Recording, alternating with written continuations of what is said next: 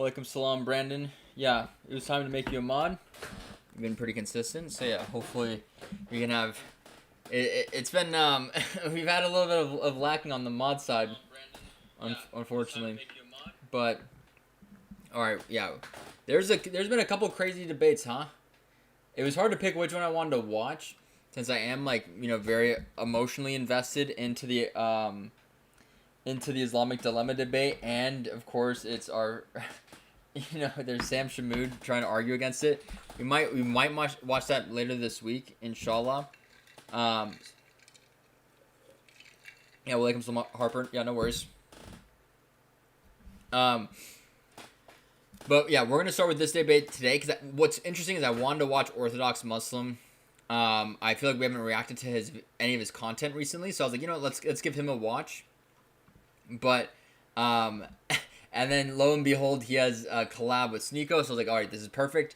And lo and behold, this is like a really big debate. And so I've already seen some stuff on Twitter, and so I already know some people are gonna be like, did you see the thing? And like, yes, I did see the thing, but I haven't watched any of this so far. So yeah, we're gonna give this one a quick watch. This is a pretty long one, so we are going to put this on some pretty heavy duty speed, because it would be nice to get through the majority of this, but I still want to kind of listen to it, of course. Why is the quality so bad? Is that what it is? Okay.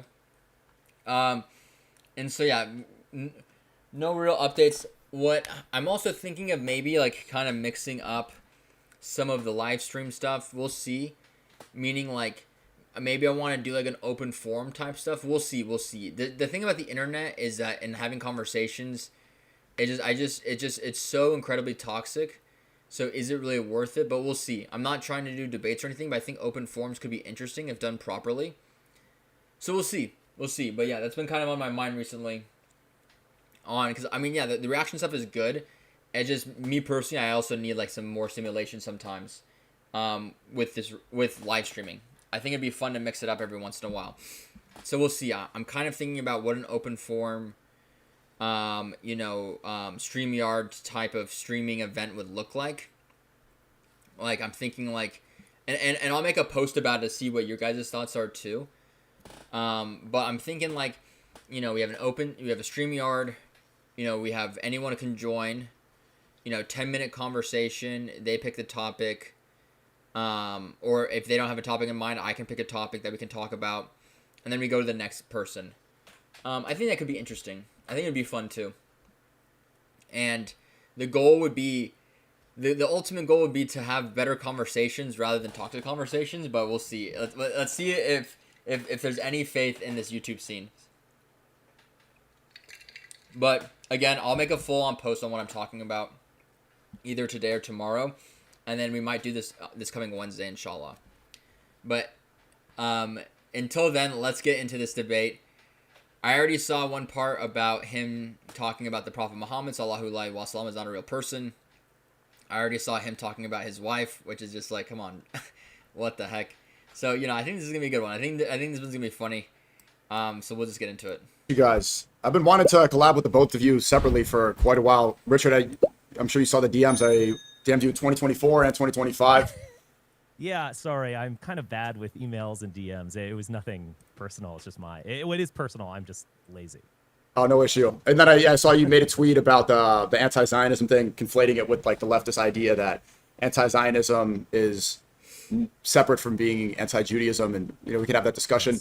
And Orthodox Muslim, I've been wanting to speak to you for a while. They are very happy that you're here. They've been saying that we should have collabed for a long time, and so the pretext for this conversation, discussion / debate or whatever is that I did want to speak to you both individually, and it seems like as soon as I texted Orthodox Muslim, he's like, feed me all of them. I want to debate. I want to immediately. So you got to give credit where credit's due, man. I mean, he wants to smoke. Liviano wants to smoke. You got to respect it, man. You got to respect it that, he's willing to put, religion on the line. He's willing to put the truth on the line. He's willing to put his face out there. He wants to smoke, and I think he's incredibly intelligent. Meaning like he's very well read. He has a lot of knowledge. May Allah continue to bless him with knowledge. he's a young, guy, can be pompous for some time, every once in a while. I've been saying that since literally the beginning. But I mean, yeah, I think Liviano is, I think he's honestly a blessing. A guy who has so much just rich knowledge, who's always looking to, just go deeper. He like looking into the Hebrew grammatical context versus the Arabic grammatical context, and I mean, one of my favorite videos from him is talking about Eleazar, right? Or Uzair. The idea that is like, who is Ezra in the Quran? Is it actually some is Eleazar or Uzair? Is that just some Jewish rabbi? It was a very, like, just looking at the linguistics of it from like comparing the different Semitic languages. I think it was really interesting and very well done. And obviously he's been an absolute bulldozer when it comes to debates. Yeah, there would be things that I would do differently, but I mean, who knows? If I was in that spot, maybe I would do the exact same thing. So there's no judgment on my part. But I'm glad to see him being successful and getting such a massive collab. So, alhamdulillah. Yeah. So there's a couple of things to discuss. I think, there's just a couple separate ideas. So maybe. I mean, dude, some tough comment section, man. Fat versus homeless. That's rough. Jesus. All right. Anyways, I just saw another one that was kind of like that, and I was just like, dang, what the heck. We could lay out some of the topics of discussion for today. Or Richard, how about we start with where you think there's a point of contention? Well, I've noticed among leftists that they want to de-Judify Zionism, basically. They either want to say that it is an episode in European colonialism, or they want to say that it's the aircraft carrier of the U.S. empire, basically. Washington just benefits from Israel because we use it to attack enemies and steal oil or whatever. I think both of those positions have a kernel of truth to them, but I do think they're fundamentally wrong. I think Zionism is a full expression of Judaism, and I don't think you can understand it without that. And thus, if you are going to attack... Agree. Like, I mean, I think Zionism is just a, even though it's a pretty like harsh word, like, just phonetically, right? Zionism, right? Like, it just sounds harsh. But I mean, I think it's just like some Band-Aid over like what the true essence of it is, which is Jewish supremacy. Which is obviously even darker and scarier than I think Zionism as a whole. Attack Zionism, you at some point have to attack Judaism, and the left is totally unwilling to do that. Now, I probably lumped you in there with like Ilhan Omar or whatever. I mean, apologies. Obviously, you can prove me wrong. Yeah, that I think that is worth saying. Like, they are fulfilling prophecies in the Torah, and so if you do find this problematic, which many do, you need to start to be more skeptical of the Torah. I don't think they're willing to do that. Many leftists are atheists, and they're not willing to do that. Muslims aren't willing to do that as well because the Torah is ultimately sacred. Christians... Okay, I'm interested to see why he thinks this. I don't think this is true at all. A lot of Christians, particularly Protestants, take that, they get it. And in a weird way, I agree with fundamentalist Protestants. I just don't believe them. Yeah, go ahead. So you said Muslims are also in the same camp because they view the Torah as sacred. Can you just disambiguate what you meant by that? Well, I mean, Islam is obviously created hundreds of years after the compilation of the Hebrew Bible, but it's a sort of sequel or continuation of Judaism in the sense that you are descended from Ishmael, who's descended from Abraham. And, when Muhammad made his... Yeah, this guy's complete Yaposaurus Rex. Like, he's just saying things that sound right and that sound smart, but he actually has no idea what he's talking about. Like, he's gonna say all these things to sound like he's making a point, but there's no point that he'll make. I can guarantee you that. Right. He went to Jerusalem, and I don't think that's a coincidence. It's sort of, in much in the same way that Jesus comes to Jerusalem on a donkey. Both religions are kind of going back to their source. I guess I would think of it as Judaism as, it's like the source code. Christianity is Judaism 2.0. There are some significant differences, but it's derived from Judaism. I mean, Jesus is... he's obviously never read the Quran.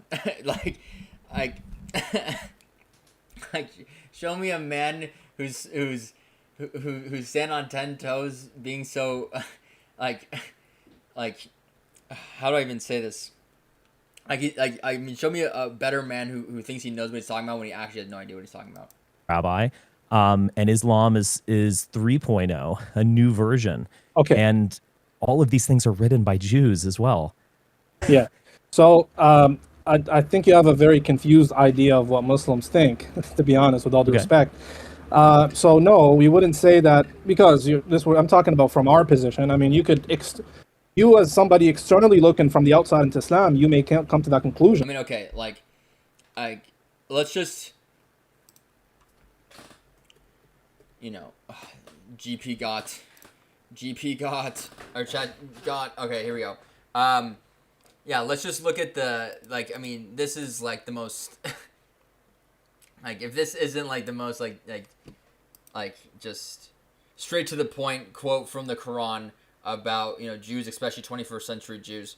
Show me ayah about how Jews will cause chaos in the land twice. And we have conveyed to the children of Israel in the scripture, you will surely cause corruption in the land twice, and you will surely reach a degree of great haughtiness. So that when a time of promise came for the first of them, we sent against you servants of ours, great military might. We could retrofit this and understand this as Nebuchadnezzar. And they probed even homes, and it was a promise fulfilled. And we gave back to you a return of victory over them. This was when Cyrus the Great came and reinforced you with wealth and sons and made you more numerous in manpower. If you do good, you do good for yourselves. If you do evil, you do evil to yourselves. Then when the final promise came, we sent enemies to you, sat into your faces, and to enter in the mosque, and enter the first time and destroy what they've taken to you with total destruction. It's 2:34. Yeah. Walaikum salam. Thank you for coming. I know it's pretty late, but yeah, thank you for popping in. It may be that your Lord. So yeah, classical say this is about, yes, not Jews in every era, of course. So the first corruption, as I mentioned, was leading to the conquest of Nebuchadnezzar, and the second was the rebuilding of the second temple under Titus, and then destruction of it. Yeah.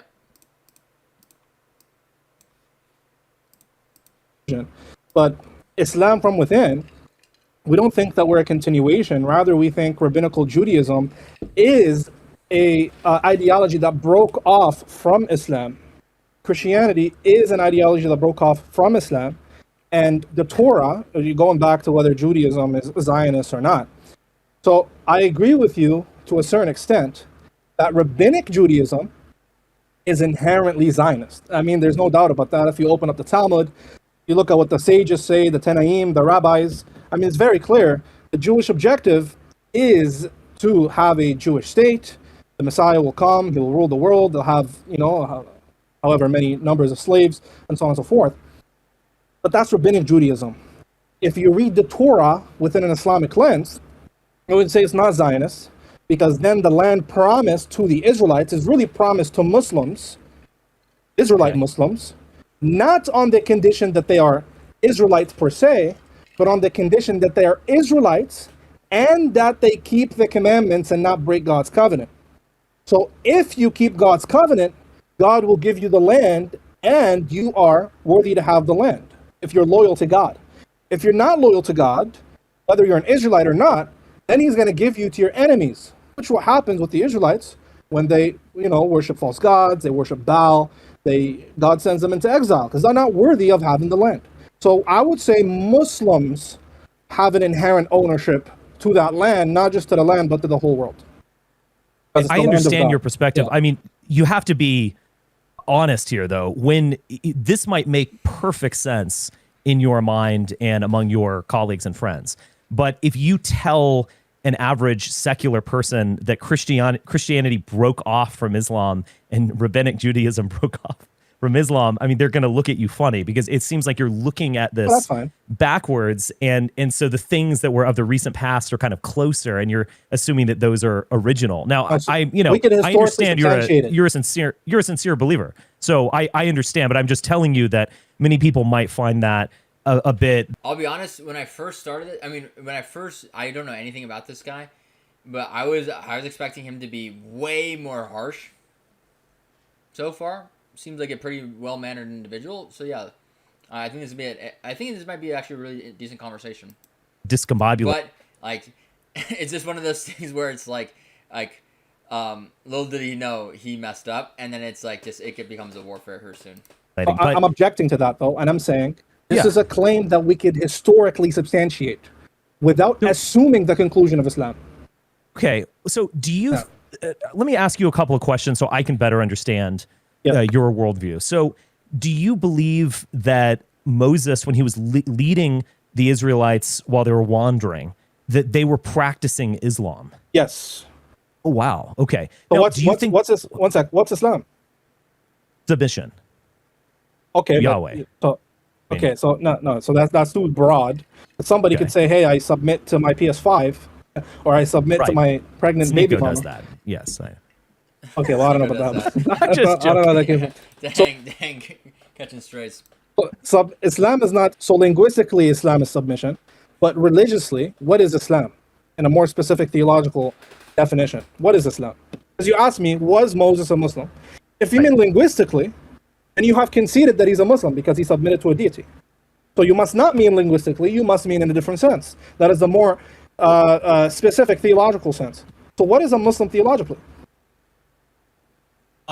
You are submitting to Yahweh, the God of Abraham, the God of Israel, the God of Jesus. And is Okay. that I'm trying to define it in the most all right. uncontroversial way. Okay, let's just go with that. Did Moses submit Okay. to Yahweh?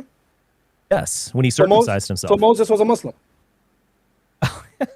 Oh, you just said Yeah, what? what? I mean, dude, he was walking himself into that one. Was Moses a Muslim? And I said yes, and you just like laughed like it's so ridiculous, right? Well, I But mean, then just 1 second. Then I asked you to define what a Muslim is. You gave a definition, and you conceded that Moses satisfies that definition. So you conceded Moses is a Muslim. look, I understand where you're coming from. I really do, but you have to put yourself in the shoes of a secular Westerner. They're going to think that you're playing word games with this. I mean, no, But it's because he hasn't read the Quran. That's why I did said we not can exist focus until the attention. 7th century. Prove it. And when the Quran was not constructed until That's not the what 7th Islam. century. Well, Islam is not contingent on the Quran. You've misunderstood what Islam is. Well, Islam is not contingent on the Quran. That's why we say the Quran is the final revelation of Islam. If the Quran is the final revelation of Islam, then Islam can't possibly be contingent on the Quran. So if you're telling me, oh, well, you have to look at it from how the Western sees it, or the foreigner, or the secular, well, obviously this is not something they're familiar with. They're not Muslims, right? Obviously they're not just going to accept it face value. The question should be is, can I, as a Muslim, historically and theologically substantiate my claim without begging the question, without circular reasoning, without assuming my conclusion? I say yes without a shadow of a doubt. Jesus was a Muslim. Moses was a Muslim. Abraham was a Muslim. They're all Muslims. And Christianity and Judaism are heretical sects that are condemned by God. Dang. All right, yo, this is why Orthodox Muslim does what he does, and this is why I watch his content, man. This is why he's the one on the camera speaking, and I'm the one reacting to this, man. He's the dude. I mean, he's just, you can tell. I mean, he has all the debate words down. I would never. I don't have the care in the world, to ever want to go into these like philosophical arguments of. Or go into learning all of these philosophical words. I think it's a complete waste of time. I think it's better to use more common words, honestly.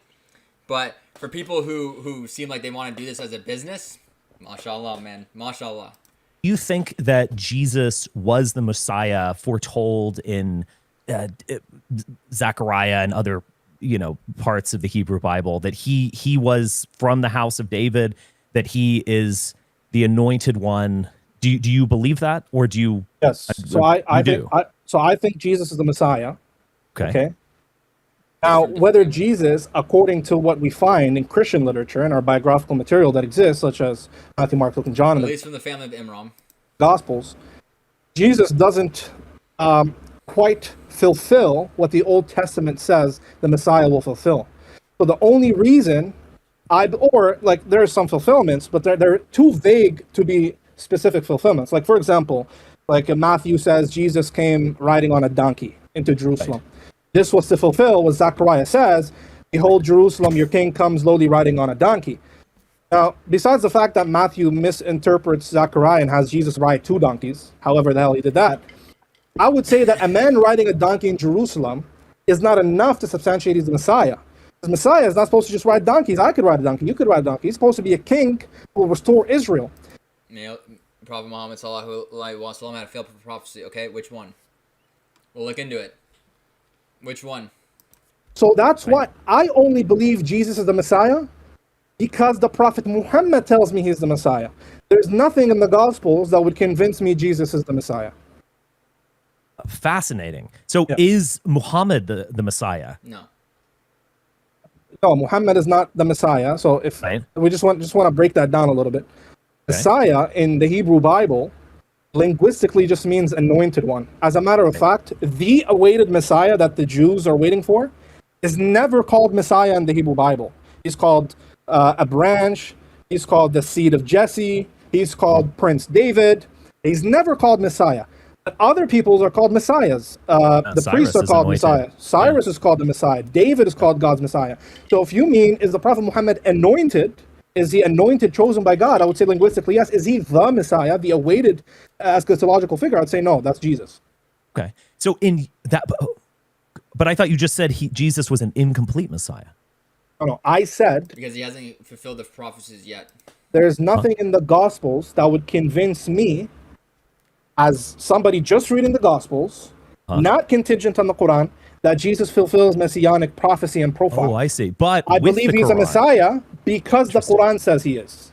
Because I have demonstrated and established that the Quran is revelation from God. It's true, therefore its content is true. Therefore, All right, let's look this one up. We'll play the game. Sahih Muslim 2953b. Let's see. Well, it's about the last hour. Oh, let's see. Okay, I have a feeling I know who exactly this is. But the thing is that you don't understand this from a scholarly position. So let me explain this to you. Also, you have a really weird profile picture. I'm not gonna lie, bro. That's really weird. But let me explain this to you on why it's not a failed prophecy. And let me explain this to the user, because we've had this one targeted many times. So alhamdulillah, I'm glad it's happened because I can explain this to you. Yeah. So let me explain this to you, if you're willing to listen. If not, no bother. So this is the hadith. So someone was asking that a person asked Rasulullah sallallahu alaihi wasallam let me see. Yeah, no, I can explain this one. Don't worry, guys. I can explain it. When is the last hour to come? Someone asked the Prophet Muhammad sallallahu alaihi wasallam. Thereupon Allah's messenger, peace be upon him, kept quiet for a while. Then looked at a young boy in his presence belonging to the tribe, and he said, if this boy lives, he would not grow very old till the last hour would come to you. Anas said that the young boy was of age during those days. So what does this mean? This means that this is talking about someone's individual last hour, right? And so people kept on pestering the Prophet Muhammad sallallahu alaihi wasallam that the last hour won't come for you unless this young boy grows old, right? So this is more about the idea that every individual person is going to have their own individual last hour. So instead of worrying about the final last hour, right? He is saying if this boy lives, he would not grow very old till the last hour would come to you. The last hour would come to you. The person who asked, the boy would not live very old until the last hour would come to you, right? And so that means that this is talking about the last hour to that individual person. The boy is not going to grow into an old man, and that means that the guy would face his own last hour before the young boy would become old, right?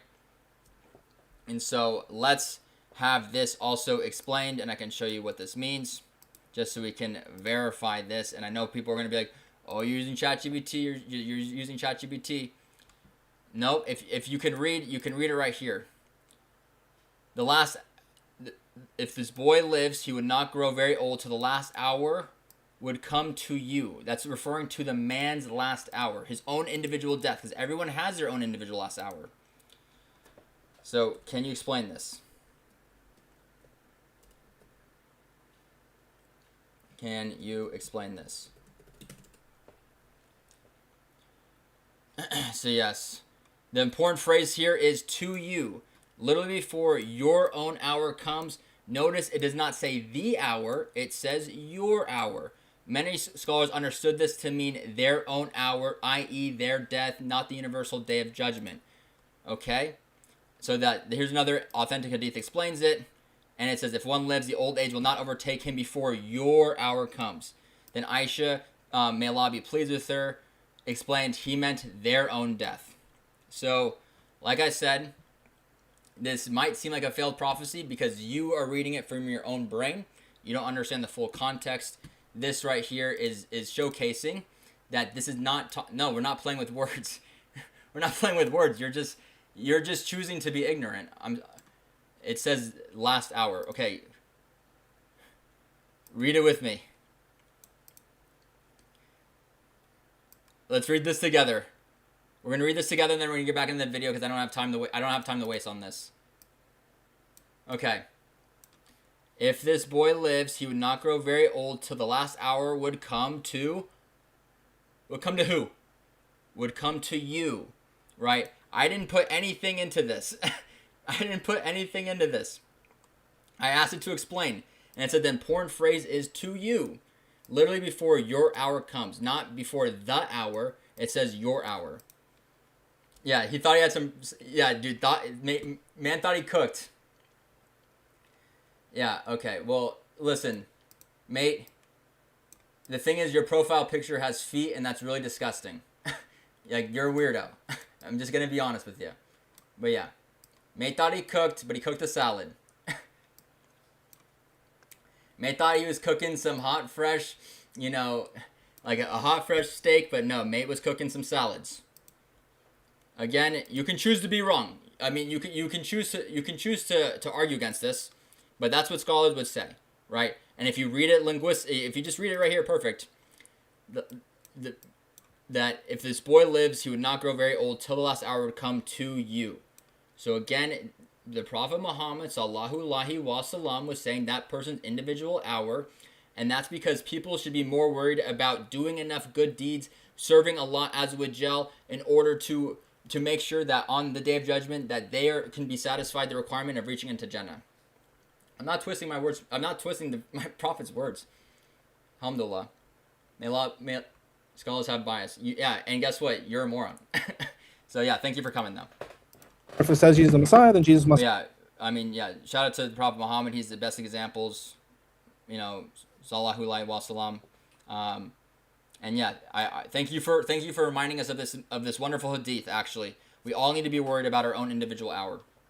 Thank you for reminding us of this hadith. That's wonderful. To be the Messiah. So, are you waiting for the Messiah, another Messiah, or the second coming of Jesus? I believe that Jesus does return in the Islamic, sort of parallel to Revelations, the end time scenario. Yeah, we believe Jesus is going to come back. We believe in the second coming. Yeah. Thank you, Brandon. Oh, okay. Yeah. This is all fascinating stuff. So, in terms, I know it's funny when people argue about the Quran and then you say, "Oh yeah, by the way, did you know that Jesus is the Messiah and he's the Messiah that's going to return in the final days?" In terms of rabbinical Judaism and Zionism, the modern state of Israel, etc. Do I know any what? You think that these are heretics in the sense that they rejected Jesus, they rejected Islam, even though they had a chance to convert to Islam with the. And the thing is that the reason why it says in the Quran that you must, follow Allah and the Messenger. I'm paraphrasing here, so please forgive me. But there's numerous places where you have to, it's very well known in Islam, in our religion, that you can't follow God and then not follow the Messenger, right? And so, the perfect example of this is when the Qibla changed. The Qibla used to be pointed towards Jerusalem, but then Prophet Muhammad, peace be upon him, was yearning to be Mecca, so God gave him this blessing and this gift that the Qibla would then change to the Kaaba. And so this was also a test of the believers at the time to see if they were following their own belief in their own version of God, or if they're going to be following the messenger, which happened to be, of course, the Prophet Muhammad sallallahu alaihi wasallam. And so, again, you can't be a true believer if you pick and choose the messenger that you decide to follow. But, alhamdulillah, they chose to follow. The true believers did follow the Prophet Muhammad sallallahu alaihi wasallam. The coming of the Quran and Muhammad, etc. And so they're just waiting for their own Messiah that is never going to come. They keep missing it. They're waiting for the Antichrist. Waiting for the Antichrist. Oh, interesting. Yeah, so they're waiting for who they think is the Messiah, who we know is the Antichrist, and who we know that the Yeah, hey, feet boy, shush. Yo, feet boy, shush. That's enough from feet boy. We've already had enough with this guy. Antichrist in our eschatological tradition will have a number of followers of Jews. Most of his followers in the end times will be Jews from the Middle East and from that region. So, yeah, they're waiting for the Antichrist. And yeah, so I agree with. Sorry, I want to lock in for this. In our eschatological tradition, will have a number of followers of Jews. Most of his followers in the end times will be Jews 70,000 from the Middle East and from that region. So, yep, from the northern Iran, correct?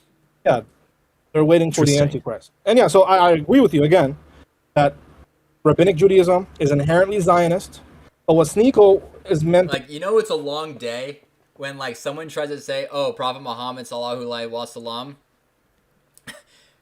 had a failed prophecy, and then you have a white guy totally just troll the crap out of him.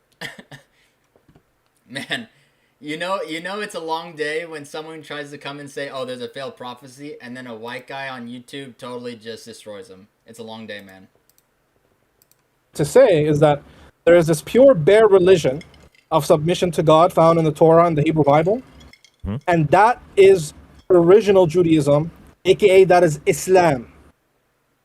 Original Judaism or original Christianity. I want to clarify my position on that because based on Richard Spencer's tweet conflating my belief with like the leftist Muslims who say that anti-Zionism is not anti-Judaism, and then of course we all know the Torah Jews who say free Palestine, but my belief is that Rabbinic Judaism replaced it and that this is the new religion and that's a falsehood. And so I think that leftist Muslims I think that that's kind of a coping mechanism for them to not get anti-Semitism allegations. Right. They don't want to conflate the two because they are separating from Nazis and they coming off like they're racist. I get it. Yes, the Mehdi Hassan types do that. Well, I misrepresented you, and I'm glad to be clarified in that sense. So I guess I could unfurl my perspective, but before I do that, so when you're saying that Judaism, so there's a rupture in Judaism. Does that rupture occur with the destruction of the Second Temple in 70 AD? So you mean when Judaism went south? Oh, right. Yeah. Yeah. So it would be with the rejection of the Messiah. And that's actually the reason God destroyed their temple. Actually, Jesus prophesied about this very event in the parable of in the wedding banquet and the parable of the tenants. Basically, God, he sent Israel prophet after prophet after prophet. These Israelites who are supposed to be God's chosen people and uphold his covenant, they kept killing the messengers and prophets, killing one after the other. And God has enough. He gives them one more chance. He sends the Messiah. They try to kill him as well. And so he destroys their temple. He takes away the vineyard. He kicks out these tenants. That's a parable, right? Tenants in a vineyard. Right. The Jews are the tenants. He kicks them out. And he gives this vineyard to other tenants, to another nation that will produce its fruit. Historically speaking, the nation that produced its fruit after the Jews were kicked out of the covenant are the Muslim Arabs. Yep. They came with one Arab prophet, did what the Jews couldn't do with thousands, according to them. There's been over 1 million prophets, according to the Talmud. They couldn't do what Islam did. In just 70 years, they controlled more land than the Roman Empire did in 800 years. I mean, if the Daniel 7 prophecy isn't like clear enough that there was a Muslim empire that totally destroyed both the Persian and the Roman Empire and ruled for, as Orthodox Muslim just said, 800 years. I mean, that's like a clear as day. It's pretty remarkable, how just there are these little nuggets of truth from the Old Testament that just point towards, just the Prophet Muhammad sallallahu alaihi wasallam, which I don't believe in every single one, but there are some that are halfway convincing, and then also as well as, especially the Daniel 7 prophecy. And they controlled all the lands of their enemies, and all the land that was promised to Abraham, the Muslims controlled. Yes. So let me tell you a little bit about my perspective on this. So there's a scholarly consensus that the Gospel of Mark was written around 50 AD 70 or so. Yeah, I agree with you actually, but so there is a prophecy by Jesus that the second temple will come crashing down in the Gospel of Mark. There's also a consensus among scholars that Mark is the original, I shouldn't say that. It's the earliest of the 4 Gospels. John is the final one. It's the most florid and developed. You have the synoptic Gospels of Matthew, Mark, and Luke. Mark was actually older, and it is a little more laconic in its writing. It doesn't narrate the Bethlehem birth nativity scene. It sort of begins right in the middle with Jesus as a itinerant rabbi. So most scholars believe that it was written around 50 AD. Now, 70. I agree with you, but let me just let me go with this, okay? It's not 50 though; it's 70. But yeah, continue. You're okay. Okay, but yeah, he's just sometimes, mate, just let him cook. He's on your side, bro. He's just trying to explain it from the other position, which I think that's fair. He's trying to just give the position from what the opposition would say. Let him cook, bruv. Well, many scholars have suggested 50. That would imply that Jesus offers a prophecy and accurately foresees the destruction of the second temple. Which scholar says 50? The overwhelming consensus is 70. Because, I don't want to argue with you about this. Well, you made a claim, brother. You can't just make a claim and just. Yeah, I know, but it's not an important one. I'll grant it to you if you want to. Well, yeah. it's important because you want to say that Jesus made a prophecy. Well, if it's written in 70, that's not really a prophecy. He's not a Christian. Prophecy, is it? Well, it's sort of funny. You're arguing with me, but you're sort of making my point. Just let me roll here. Sure. Bit. Go ahead. Yeah, because I'll if it's not, this is a dispensable point for what I'm trying to say. Okay. Sure. I believe that Mark was written after the Roman destruction of the Second Temple and the revolt in Jerusalem that was narrated in Josephus. We have archaeological evidence for that. I don't believe that Jesus foresaw anything. I think that Christianity as a kind of Judaism 2.0 was developed after the destruction, or at least the Gospels. Walaikum salam, brother Muhammad. How you doing, bro? You're gonna have a field day with this feet profile picture guy. It's a cringe PFP, bruv. But you're gonna have a field day with this guy. Was developed after the destruction of the temple, and it was a sort of new way forward. We can't claim that we are, descendants of this Davidic kingdom and we kick ass and have this magnificent temple and we're amazing. We actually need to find another way, and we need to open up the religion, even beyond the 12 tribes, etc. It was a sort of new version of it that was constructed after this failure, almost like. After the fall of the Soviet Union, there is an attempt ongoing to reconstruct and kind of reframe Marxism for the 21st century, understanding the dramatic failure of Marxism in the 20th. Sorry, failure on whose part? With the temple Failure point? Marxism. Oh, with the temple point. Oh, with the temple. I don't believe that Jesus, as he is depicted in the Gospels, ever existed. I think Jesus is a literary figure, much like Hamlet. Brother. Hey, so there's no evidence for Jesus. No. He's giving Massive Steve vibes, without a doubt. Outside of books about Jesus. Yeah. So I mean, I don't know what to tell you. No problem, brother. So he's not mentioned by. Honestly, like Steve, like even if he is or isn't Steve is just code word for like new age, like 21st century jinn, bruv. Many Roman historian. The thing is, it's Steve when the first thing the person goes off after is this hadith, which I've explained to Steve so many times. I've explained this hadith so many times to Steve, and this is the first one he always goes for. Walaikum salam. Yo, walaikum salam. What's going on, brother Camille? What's going on, Dolphin Master? Who covered the time. Just let me tell you. Sure, I'll let you go. Just let me tell you. Okay. Yeah. To say Jesus didn't exist Yes. is a historical blunder, brother. No serious historian believes in Jesus mythicism. It's a joke. The evidence is overwhelming. Why?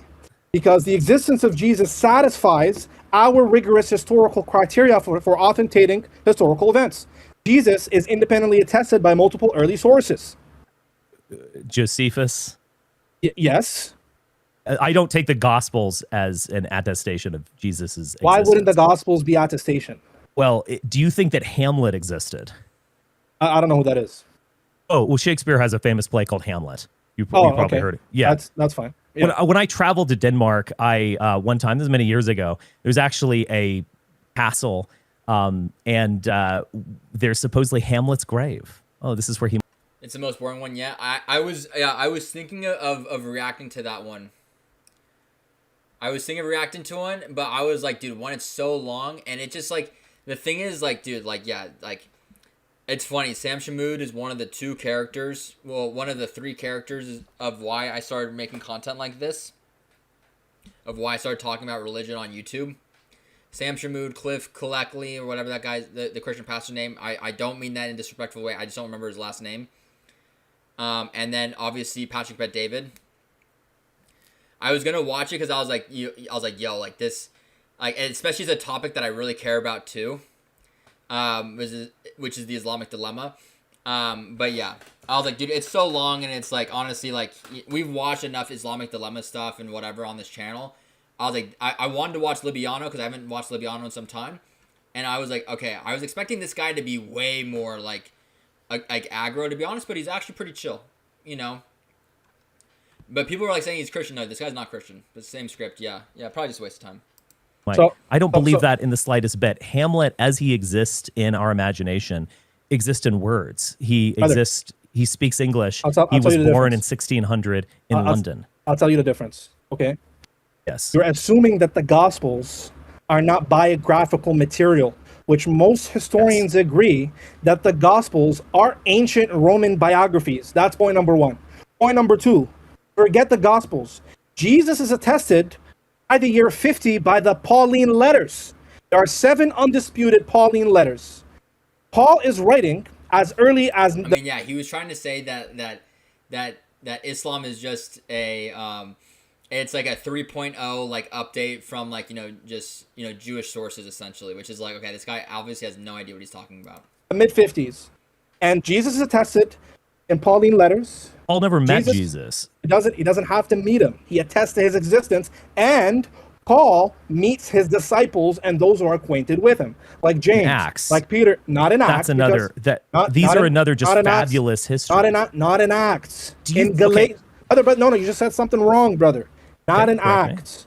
In Galatians, where Paul himself writing, he says, when I first revealed my revelation, my first instinct was not to go to Jerusalem. Rather, I went to Sinai in Arabia. Then after a few years, I went to Jerusalem and I acquainted myself with Peter and James, the Lord's brother. But I didn't see anyone else. Then after a few years, I went to Jerusalem again and I met with the disciples and they gave me the right hand of fellowship. Now, you have me defending Paul for some reason. I hate Paul. But your position... I know. What a position to be in for Orthodox Muslim. MashaAllah. Now, Libiano IQ mogs him. Yeah, honestly, like, dude, like, I mean, this one brain just has like so much, just deep wisdom. I mean, maybe it's just deep knowledge, I guess. Deep knowledge of the New Testament. You have me defending Paul for some reason. I hate Paul, but your position is so ridiculous that you have me defending the historicity of Jesus. The fact of the matter is, sorry, turn on my light here. The fact of the matter is, Jesus is independently attested by so many early sources, Christian and non-Christian. To say that he didn't exist is ridiculous. It's completely absurd, and there's no evidence for it. Yes, the only way that we have attestation of the existence of Jesus is through canonical works of the Bible, and particularly with the Gospels. Or, I mean, not even canonical works of the Bible. We have non-canonical works as well that have, descriptions of Jesus. Paul is an ideologue, but with the Gospels, he is depicted in a mythical way that would have been accepted by the original audience of these Gospels. basically equating him with gods, including Adonis and Dionysus. Sorry, he is a sorry. mythical figure Sorry, who does that's- mythical acts. So Paul discovers a Jesus. Paul does not Yeah. talk about Jesus's exploits very much at all in the epistles. He finds Jesus in the Old Testament or the Hebrew Bible, with which he was very, very familiar. So it's like he is finding a character in literature and creating this image. But in terms of the narration that you see in the Bible, we don't see any of that in Also, there is this, I mean, I don't know if this is like necessarily like a really great example here, but I was watching this video where there was this like rock in Arabia that has the name Isa on it in like 4th century or 5th century. Like this was predating the Quran, which is crazy. And so it was assuming it was from like some Christian, let me see. Maybe we can just do a quick little search right here. Rock in Arabia with name Isa. Early Arabian Christian and the name Isa of the 4th century. Yeah. We're not going to react to this right now, but there's this like rock in South and the Arabian Peninsula with the name Isa on it in the 4th century. That's kind of nuts. So this gives like a direct understanding that, that even Isa, like that's how Christians of the time were like understood Jesus. So you're not Paul. You're not, There's you're just not actually, ideal. I mean, that's not really answering. Yeah, this was pre-Prophet Muhammad sallallahu alaihi wasallam, which is crazy. So yeah, but I mean, that's not evidence for what he's referring to. I thought it was just a cool tidbit, cool fact to share. So you're not actually addressing Ideological. anything. So all you're doing is spewing nonsense. You're not addressing anything. Okay, you're just saying, oh, the gospel. Yeah, hey, Steve 2.0. Be careful. We will block you here soon if you continue to say that we're twisting Allah's words. That's exactly what you're doing. So, yeah, if you want to chill for today, you can, but we will block you very quickly. Are myths. Okay, well, what's the Yes. evidence for that? So look, I'm not a Because they Christian, adhere but to just wait, mythic just wait, archetypes just and wait, tropes just wait, that would have been brother. familiar to readers in the first century. They do not, and I'll tell you why. I'll tell you why. Do you think Romulus is a historical figure? No, Romulus is not a historical figure. no, he's a mythical figure. What about undoubtedly. Apollonius? What about Apollonius of Tyana? Remind me who that is. Apollonius of Tyana is a contemporary of Jesus. He is a philosopher who goes around preaching, healing, and so on and so forth. Then his followers after that write biographies about his life. So do you think Apollonius is? I don't have it. I simply don't know enough to express an opinion. No on it. problem. What about Caesar? I think Caesar Caesar is an Augustus. historical figure. Yes. But in accounts of his life, he does miraculous things. He's called the Son of God. He's called the God on earth. Yeah, is it? Who did he also have a Did he also have a one of these people, like a resurrection event? Was it Alexander the Great or Caesar or one of these people?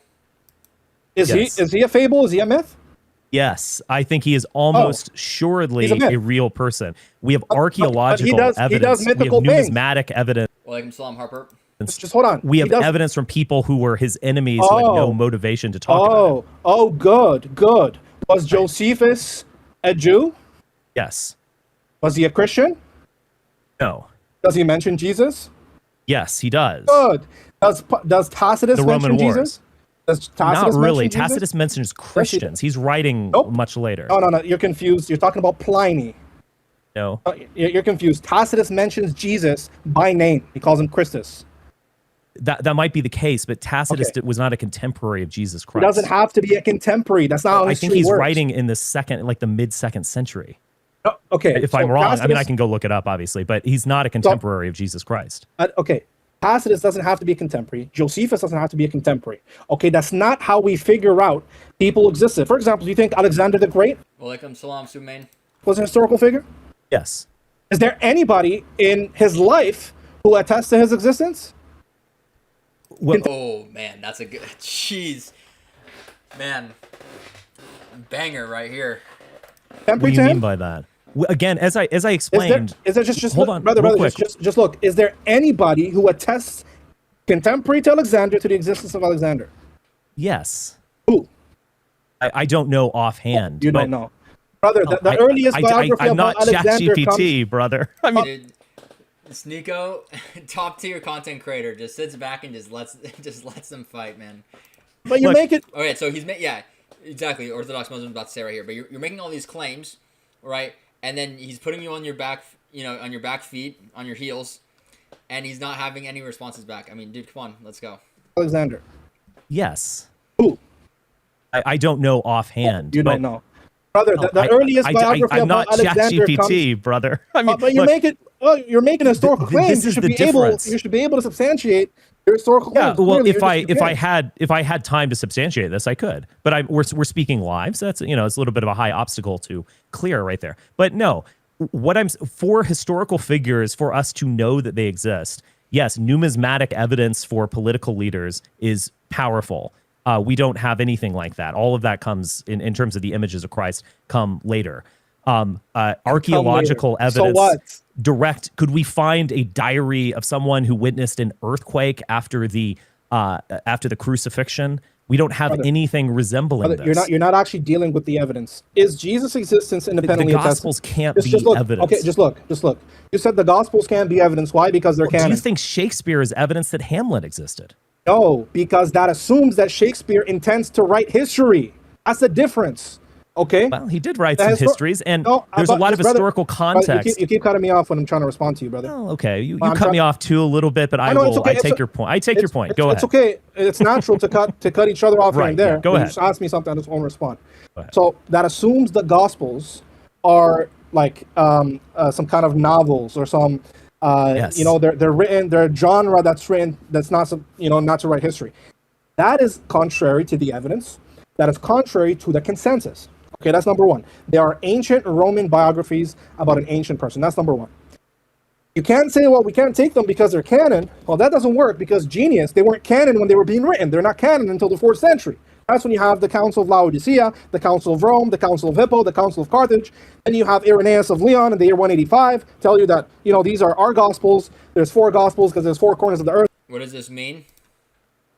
I should probably know this. He's ignorant. He's unlearned. Yeah. I mean, you saw from the beginning where he was like, just saying like, I said this in the very beginning. He was just like throwing like points at the wall with it, like, you would cook on Jubilee surrounded. Maybe. Inshallah. I think I have a lot to learn for sure. To be honest, like I think these debates. Yeah. I'm actually, like, the thing is that when you see, like, these people, right, like, Orthodox Muslim and also, like, like, all these different people, like, the Christian influencers and whatever, it's, like, it's almost like a metaverse, like, or, like, this, like, little, like, mini universe. I do not want to be part of that universe. I just want to be a bystander, kind of do my own thing, make videos how I want to, react to them. I think getting into this debate scene, it's a complete waste of time, to be honest. It's not going to solve anything. I have, hopefully, bigger aspirations than, going on a Discord stream and debating with someone. And all that stuff. You have Justin Martyr quoting them in the 2nd century.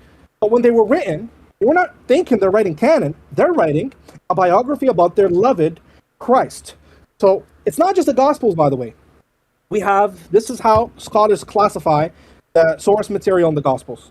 You have Mark, that's the earliest Gospel.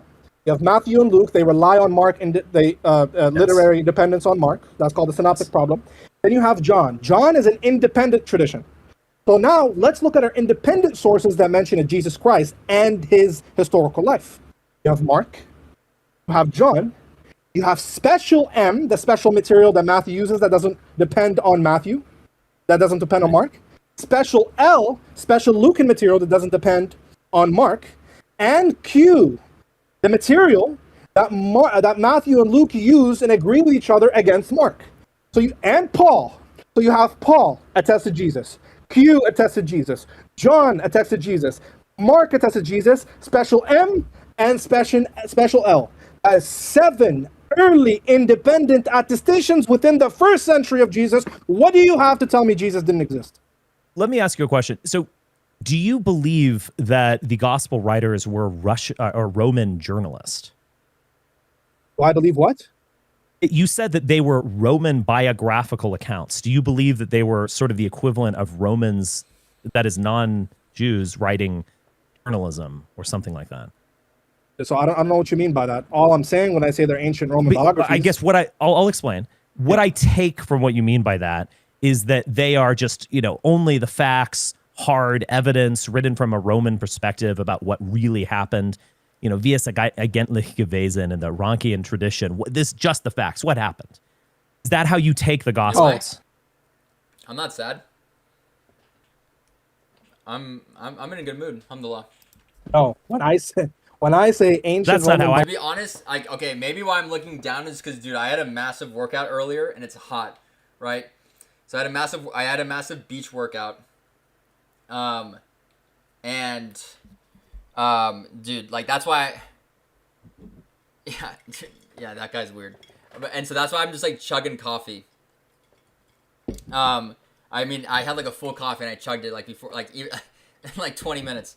But yeah, dude, I had I was so tired, but I was like, all right, I really want to get a stream out. I know I've been kind of lacking on streams.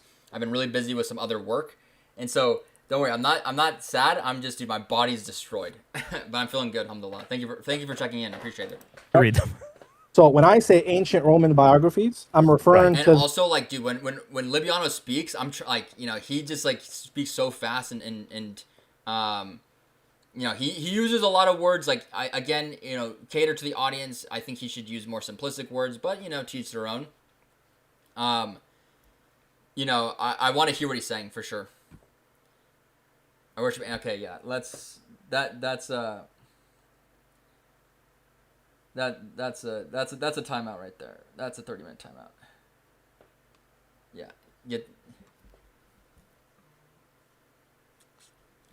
That's a timeout right there. Yeah, that was cringe. That was really weird. No. I wanted to stream. And yeah, I love iced coffee. It's just it's just really hot today. So that's why I was like, all right, let me get some iced coffee in. Let's get the stream out.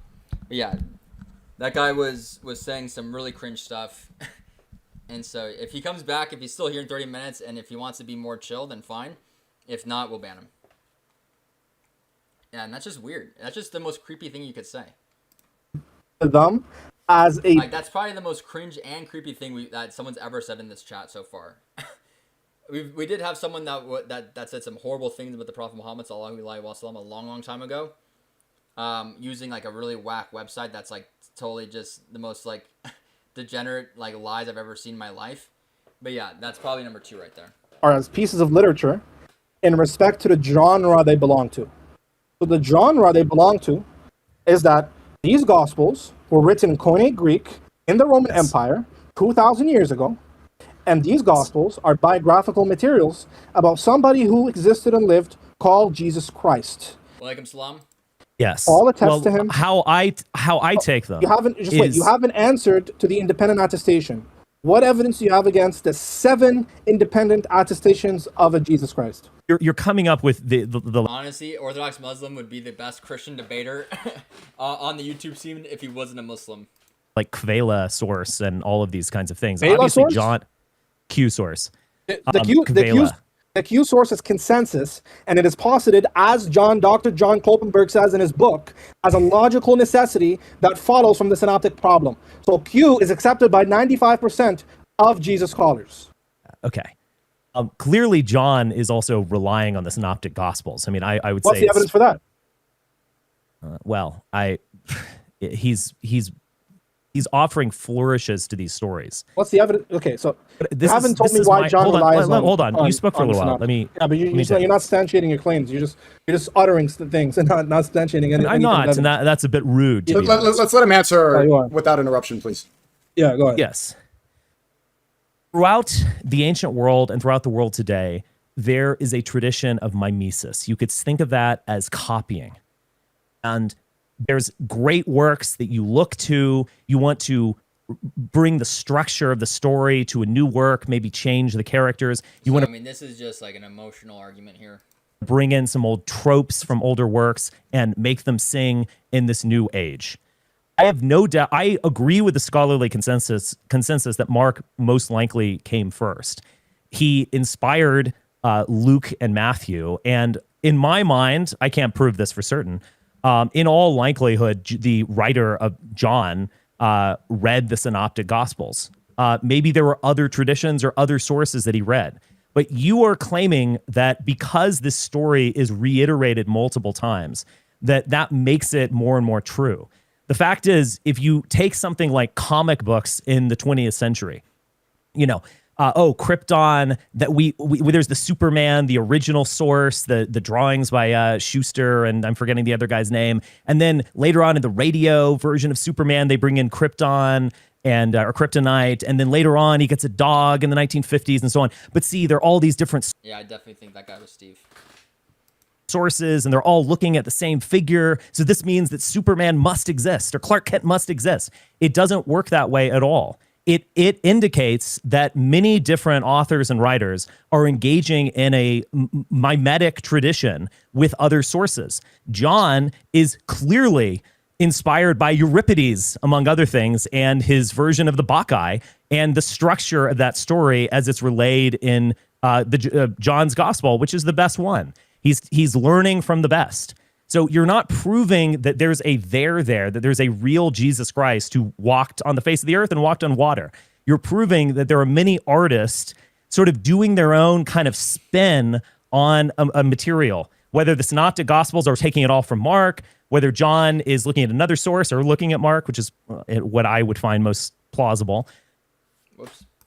It doesn't matter. Okay, we're gonna listen to this one point, and then we're gonna skip forward to maybe something different. I want to hear what he has to talk about, like white supremacy or morality or Islam. We're not really getting any here with this. They're all sort of working on these different stories. Over my lifetime, there's been like 3 or 4 Superman movies, and they have a lot of similarities. There's sort of a key blueprint. There's been 25 James Bond movies. They're all sort of the same. They all follow a blueprint, and they're all sort of referencing one another. None of that means that James Bond is a real man. No, Harper, you missed this guy a while ago. Don't worry. Like, just scroll up on the more beginning chats, and you would understand. And so, no, if I would be totally convinced that Jesus was real, if we could authenticate, I don't know, some sort of diary entry, a legal document. Okay, this is just Yaposaurus Rex right here. Is that a reasonable belief? I'm justified, but I'm open to Bigfoot. Oh, you're justified. Show me the, good. No, so you just got whether it exists is a different. I asked you, does a buffoon exist under your desk? You said I don't. So it fits the pattern of what they did with Christianity. Okay, I want to get past this Christianity stuff, etc. But it's an original theory, and our book is actually all in terms of literary text. And we do this every week, basically, in terms of literary text. We're actually going to read the book of Revelation on Sunday, and we've read all through the Bible, etc. But it's an original theory, and our book is actually going to be published this summer. And it is a critical deconstruction of Judaism and Christianity. Islam gets a few mentions, but we're focusing on. So what do you believe in, though? Like what's your worldview? So when people say that, what do you believe in this God or whatever? There's a kind of Christian background that assumes. So Christians not only believe that Jesus is the Son of God and he redeems us from our sins and he's going to come again, they also believe that he was a real guy. So there's a sort of historicity implied in Christianity. There's a historicity implied in the Hebrew Bible in terms of Moses and Israel leaving Egypt and the Holy Land and all that kind of thing. So there's that level of faith of you have to believe these things. In fact, you're hell if you don't believe both of those things, primarily that Jesus is your path to heaven, but implied in that is that he was a real person. We don't believe these things, and I think we can access a different conception, a pagan conception of religion, where we see gods as fundamentally archetypes. They're archetypes of virtues, manliness, warfare, etc. They're archetypes. They're deep, primordial archetypes like Venus or Caelus, god of the sky, or Gaia, Erda, etc. Yeah, I'm not gonna lie, dude. This guy's just absolutely like talking about like Yaposaurus Rex. I mean, dude, like what is coming out of this guy's mouth? But they're also ethnic archetypes. Okay. And I think that layer of analysis to look at it racially, so to speak, is actually quite powerful. And that is embedded in the Bible. It's embedded in Ishmael, who Yeah, someone said pagan LARP. is I have to be honest, a rather demeaned character to be the ancestor of Muslims. Yeah, a son of a slave who was blessed but not chosen by Yahweh and sent out into the wilderness. Is Jesus? Hold on, just 1 second. Yes. So, this idea of Ishmael being demeaned is a theological development that comes after Islam, according to scholarship. Jews and Christians pre-Islam, or I should say Jews pre-Islam, didn't have a demeaned idea of Ishmael. It is only until Muslims come around that Jews now start looking at Ishmael that way. So I just that was my impression reading Genesis, to be honest. I mean, I think it's a plain reading of Genesis that Ishmael is blessed but not chosen, as Yahweh tells Abraham. Okay, so where does it say that? So again, now he explicitly said he's blessed too, but it's Isaac who's the one. Nope, it doesn't say that. That's Genesis. I know exactly. That's Genesis I'm just chapter. Gonna find it. Yeah, you don't have to find it. Genesis chapter 17, verse 18 to 21. It's in the back. I mean, yo, it's just a belter, bro. Jeez. Shout out to Orthodox Muslim, man. Come my mind, brother. You don't have to go on your computer. Genesis 17, verse 18 to 21. Read it. You're gonna see that you've completely read it the wrong way. You have no idea what you're talking about, man. To be honest with you. So here, read it. Your wife Sarah will bear you a son, and you will call him Isaac. I will establish my covenant with him as an everlasting covenant for his descendants after him. Yep. And as for Ishmael, I have heard you. I will surely bless him. I will make him fruitful and will greatly increase his numbers. He will be the father of 12 rulers, and I will also make him a great nation. Beautiful. But my covenant I will establish with Isaac, whom Sarah will... I mean, yes, I didn't say that he's a wild donkey of a man. I mean, that's how he's described. You missed. Okay, brother, you just shotgunning stuff. Can you start from verse 18? Because you missed the context. Verse 18, please. Sure. Let me just go back there just 1 second. So just so we could establish the context, then we could go through the points that you made. Yes, I read verse 18. You didn't. And Abraham said to God, if only Ishmael might live under your blessing. What does that mean? According to the Torah, what does it mean to live under God's face or before his face? That's what the Hebrew says. Right. I get it. I understand that. The question was, what does it mean, brother? Well, he's blessed. I mean, you can tell me. No. So in Genesis, I'll tell you what it means. It's contrasted to Genesis chapter 1, where God says to Abraham, Abraham, be obedient and live before my face or under my blessing. Right. Meaning that to live under God's face is to be obedient to God. Okay? So that's the context. So then Abraham asked God, make Ishmael an obedient nation, a nation that lives under God's face. God says, as for Ishmael, I've heard you. I will make him an obedient nation. I will bless him. I will make him into a great nation. Then it says, but my covenant I will establish, right? The Hebrew doesn't say, but my covenant I will establish. The Hebrew doesn't use the word but. It uses the word and my covenant I will establish. We have no problem. Okay, dang. Problem with this because the initial covenant was given through the children of Isaac or the children of Jacob. Then after their disobedience, God's plan is to make Ishmael a great nation. So how did Ishmael become a great nation? Was it through Islam? I guess. Beautiful. Yes. So Islam is prophesied in the Torah according to you, Richard, and he's a wild donkey of a man. You know what that means in Hebrew? It's an idiom. You know what it means? Tell me. It means that he will live in the wilderness like Ephraim is called a wild donkey of a man, and Issachar in Genesis chapter 49 is called a wild donkey of a man. But he's an Israelite. Are they being demeaned? Are the Israelites being demeaned when they're called a wild donkey of a man? Some Israelite tribes do get demeaned, yes. No, I said Issachar in Genesis 49 when the blessings are given.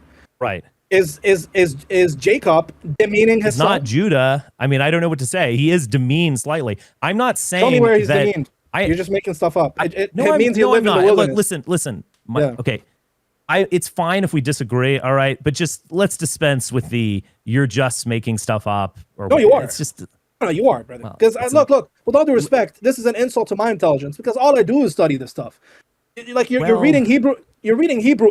No, information is not knowledge, and it's definitely not wisdom. And well, yeah, that's clear. Look, that's clear. Yeah, that's clear. Dang. In Jacob's blessing at the end of Genesis, clearly Judah is the namesake of the religion of Judaism. Judah is just the leading tribe. Obviously the primary one. Oh, he's the leading tribe. Exactly what I said. Yeah. How does that make a subject demeaned? Exactly. When I say demeaned. Also, this is. Yeah, I mean, here's another thing that we should look at as well. I'm probably I'm going to be honest. I'm probably retrofitting a narrative here. Show me verse in Genesis where. Show me verse in Genesis where God gives Jacob and Esau a blessing, and it says that Esau will break the yoke of the neck of Jacob.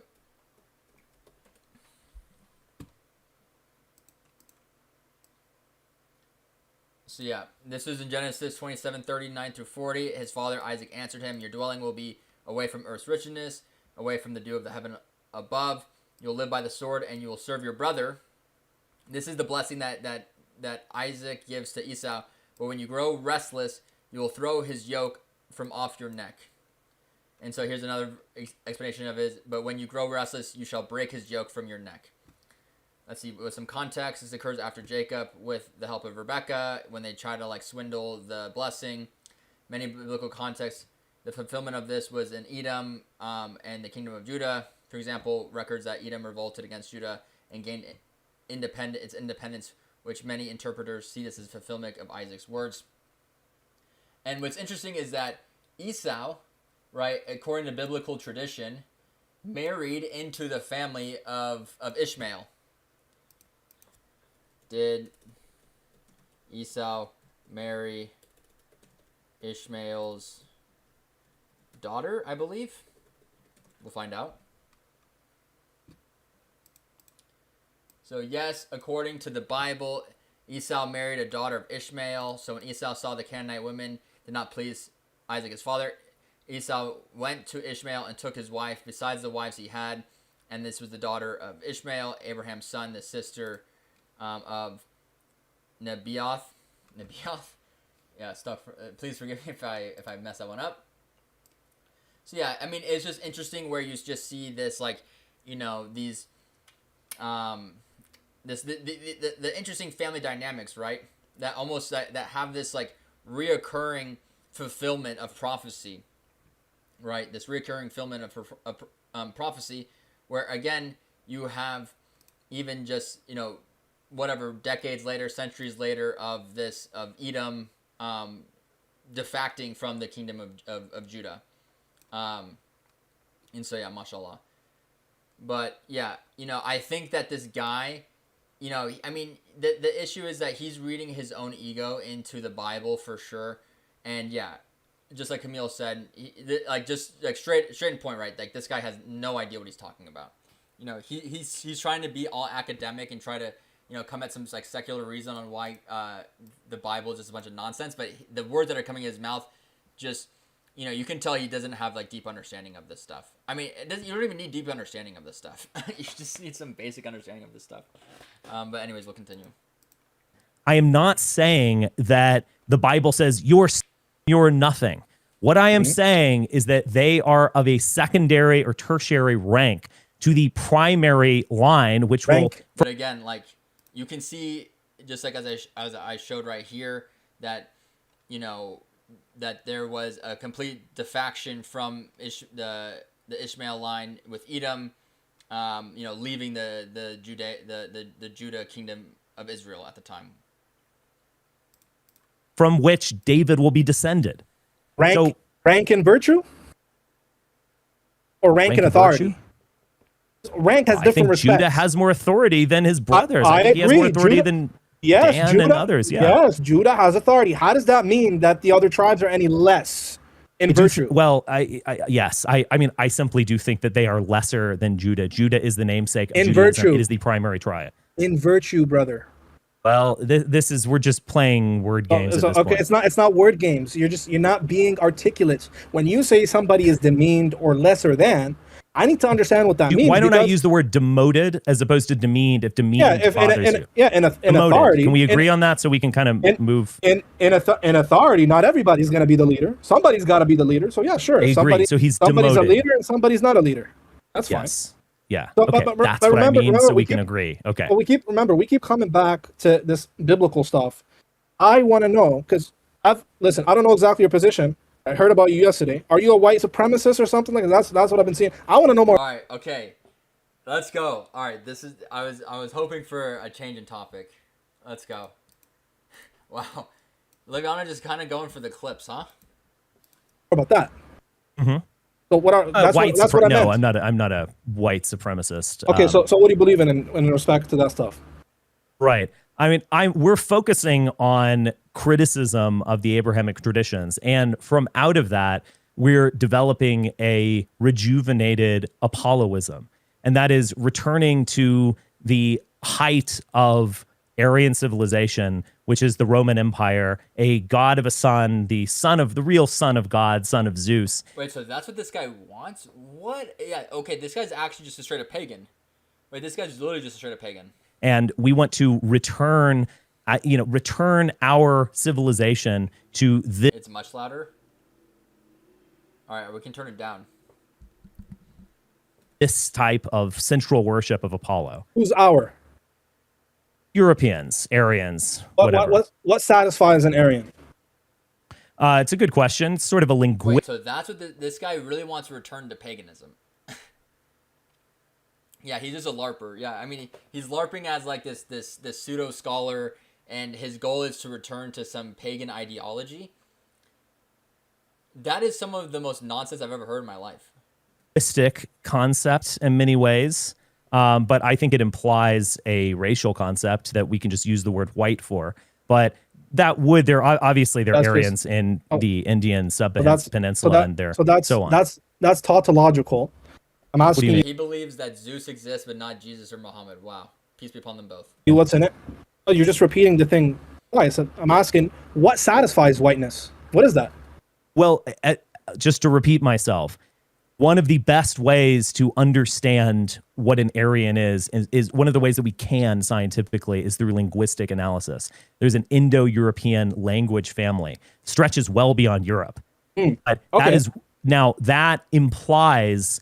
Dude, this is like a recipe for absolute self-destruction, by the way. Like, this has based in no morals, no ethics, no true sense of greater purpose. He just wants to return to this broken kingdom of a Roman Empire that, I mean, it just, I have no understanding of what the greater purpose is in this. A race, if you will.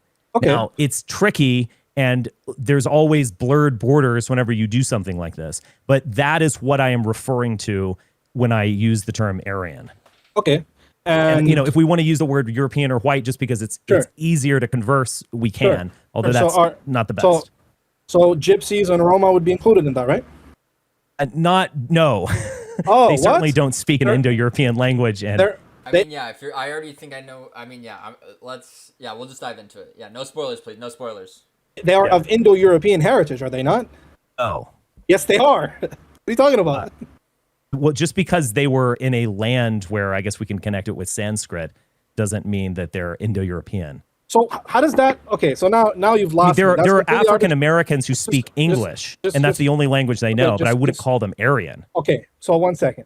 You just said they're not Indo-European. They are. They do speak an Indo-European language. Okay. Now, why are they not included in your white race? Because they originate thousands of years ago from a different land. Well, guess what? Europeans originate thousands of years ago from different land. To the degree that they speak an Indo-European language, it's one that they inherited. As I said, African Americans speak English. All right, what does that mean, inherited? They're not part of the conquering Aryans who entered the. That's question begging. Why? That's circular. They're just as Indo-European as anybody else. Look, okay, you can actually trace history through language. Okay. And it's a remarkable thing. You know the word rex, Latin for king? You've probably heard that. Yes. Right? Regnum, regime, Reich. There's also word Raj in Hindi. So you can look at these cognates and trace them back to a Proto-European language that implies migration. This is like, I'm just like, I honestly cannot understand what I'm watching right now. Is this guy actually serious? Is this what this guy does? I need to know more about this guy and why he cares so much about this most like BS nonsense. And splitting. Europe. Again, what would I just want to know like what his ultimate goal would be. It's just like just to LARP as some philosopher that has no basis in anything. So we can use language, the creation of some like white nation. Like, what's the deal? To infer history. It's blurry, it's complicated, but you can do it. And all Europeans, they're a different tribe, Germanic and Anglophone and all that stuff. They all migrated from somewhere, right? Right. There is an implied original Aryan homeland. Yes. Oh, what's that original homeland? We don't know, but it might be in How do you know the Eurasia. Gypsies? It might be actually in. How do you know the Gypsies? Gypsies don't come from it. Well, again, I'm gonna let me just look up. I'm just curious if they actually speak an Indo-European language now. Basically, his ideology is that religion is all fake to use to control people, so white people need to come together under new paganism. So he wants to make his own new religion to control people. That's this guy's goal. The thing is like just from Islamic knowledge, obviously I have full belief in Islam. I have full trust in Allah Azza wa Jal. I have full love and confidence in the things that the Prophet Muhammad sallallahu alaihi wasallam said and prophesized. That this guy, whatever the freak he's talking about, is gonna be a speck on what is to come, right? Like this guy is just absolute, just saying some of the most whack nonsense I've heard. And we've watched some pretty crazy characters on this channel so far. But again, when the way I think about it is that, like, what is the moral, ethical good? Like, what is the purpose? Like, how can the individual feel fulfilled, right? He wants to come and worship under some sun some sun god, like white people worship under some sun god. Again, for what purpose? What is, what is the spiritual reward for that, right? How is that, like, what is the mighty reward at the end of the day, right?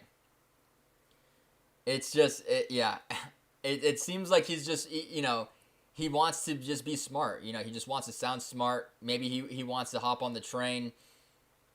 I don't know. But yeah, this is the first time I've ever seen this guy in my life. And I'm just like, I was like, oh, this guy's well-mannered. He seems pretty interesting. But so far, it's just, now he's just deviating onto this point of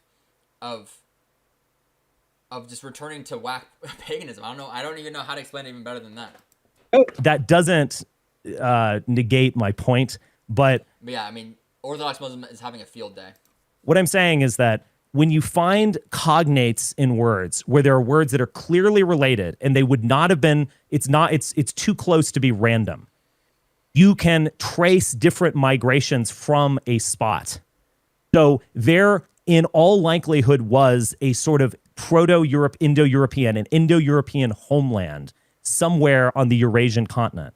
These people went to Britain, and these people went to the Italian peninsula. These people went to the Indian subcontinent. These people became Persian. Persian is a Indo-European language. Now, Persians are white too? Well, again, I use the word white advisedly, but yes, are they certainly Indo-European? Yes. Okay, and why are the Gypsies not Aryan? Just because a people begins to speak an Indo-European language does not mean that they are from that originating tribe. Would you say that African Americans are white because they speak English? Well, I'm using your own standard. That actually a non-rhetorical question. Would you consider African Americans white because they speak English? Oh, because whiteness has nothing to do with language, in my view. That's your view. Yeah, well, if you can... That's your view, not mine. Yes, I agree that race and language are independent. I could go travel to China and my sons and daughters will learn Mandarin and they'll never know English. But I don't think you would consider them Chinese either. So yes, language and biology, two separate things. Right. So that's why I'm asking what satisfies whiteness. You can trace these things. You can trace biological movements through language because it implies an original people. I just like, what is the overall purpose, bruv? Like, what is the purpose of what this guy wants to create? People splitting and engaging in migration or conquest of other tribes. So this is not like can we be totally certain about these things? Of course not. Can we engage in informed speculation up to the point of absolute certainty? Yes. Again, you keep begging the question. Can you demonstrate that gypsies are not Aryan, that they don't come from this pre-Aryan homeland and cultural identity? Can you demonstrate that? Because they have all the characteristics. They're European. They are Indo-European. Because they migrate around Europe? Everybody migrated, dude. Everybody. The Germanic tribes did. The English tribes did. The French. Everybody did. So they did just like everybody else. So now please demonstrate that gypsies are not white. Otherwise, you'd have to say gypsies are part of your... Yeah, Romani is... we'll give this one a couple more minutes and then we'll skip forward and see. Okay, interesting. I know there's going to be... I mean, there's still a lot of this left, so I wonder what they talk about for the rest of this conversation. Romani is an Indo-European language. Very interesting. So are they white? As I've said, just to reiterate, language, biology are not the same thing. However... Yeah. Okay, and so what is he trying to get to? However... I know, went from religion to race and who is Aryan and who isn't. We can see how language implies biological migrations through the study. Also, like, who cares? Like, this is like, okay, here we go.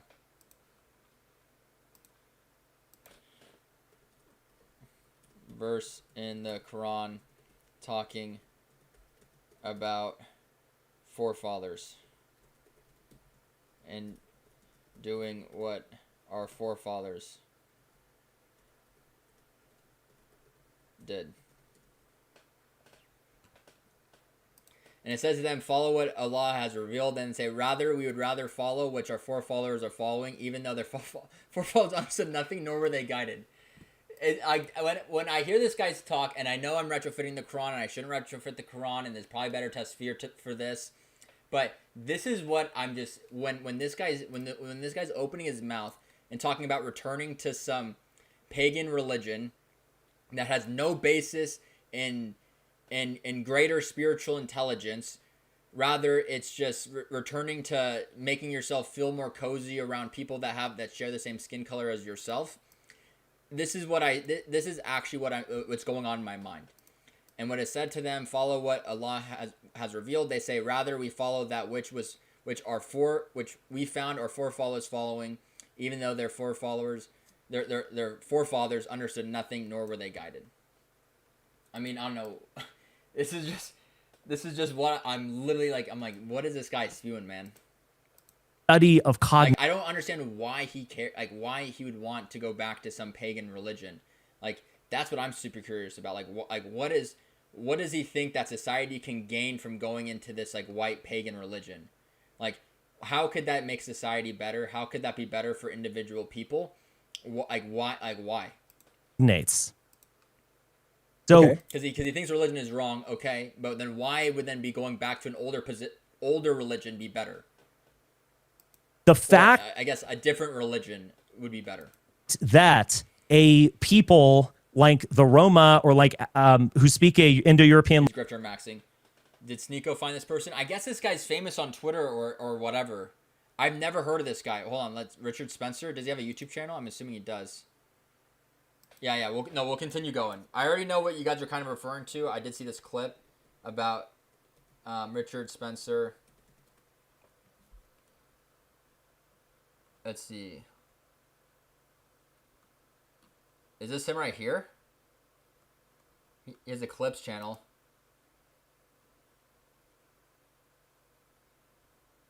Does he have like a... YouTube channel or like like a TikTok? Like, how is this guy famous? Why was he famous like 9 years ago?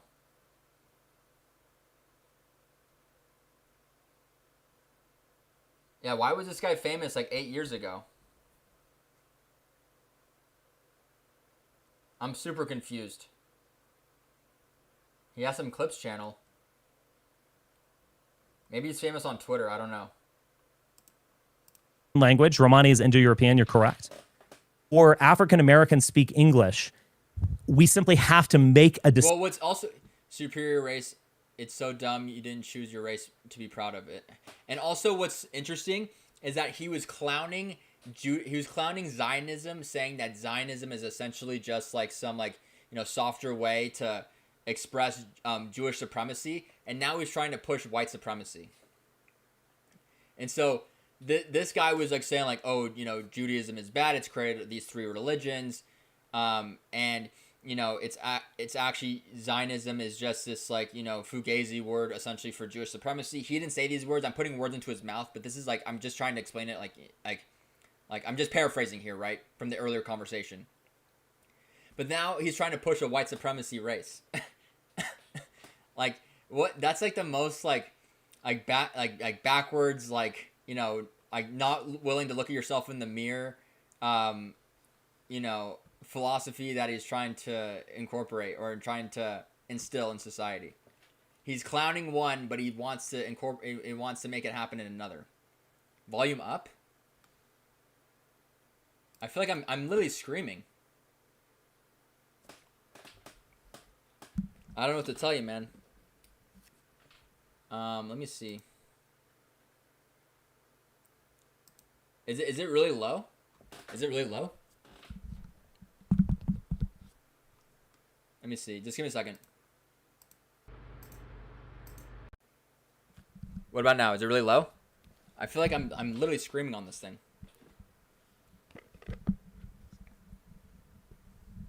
Let me make this closer. I feel like I always have mic issues, man. That should maybe be better. All right. Is that better?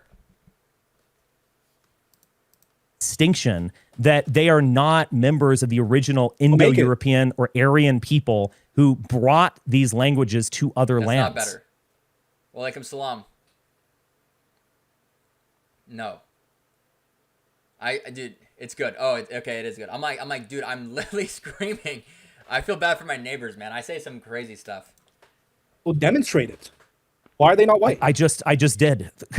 All you did is just assume. Do you think the language moves without people? Like language just on its own, the letters hop around and move somewhere? Obviously, people carry the language. All right. And why are the Gypsy and Roma not European? Why and how? Also, like, who? The next big thing that I think needs to be questioned is like, who cares? Like, hold on. Let's just take a step back and be like, who cares?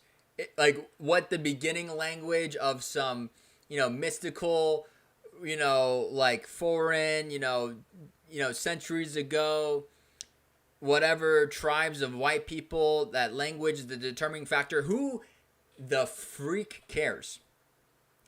Who the freak cares? I'm so this guy is the most confused. Like, I'm just so confused on one, why he cares. Like, just one, why he cares about this so much. What his goal is for society. What's his goal with his own individual, like spiritual maximum position he wants to be in. Like meaning how is this spiritually enriching, right? How is this philosophically enriching? How is this emotionally enriching? How is this, gonna be a proper move individuals forward, right? I'm just confused how his philosophy works. But at the same time, who cares? Who cares about what the past has to say?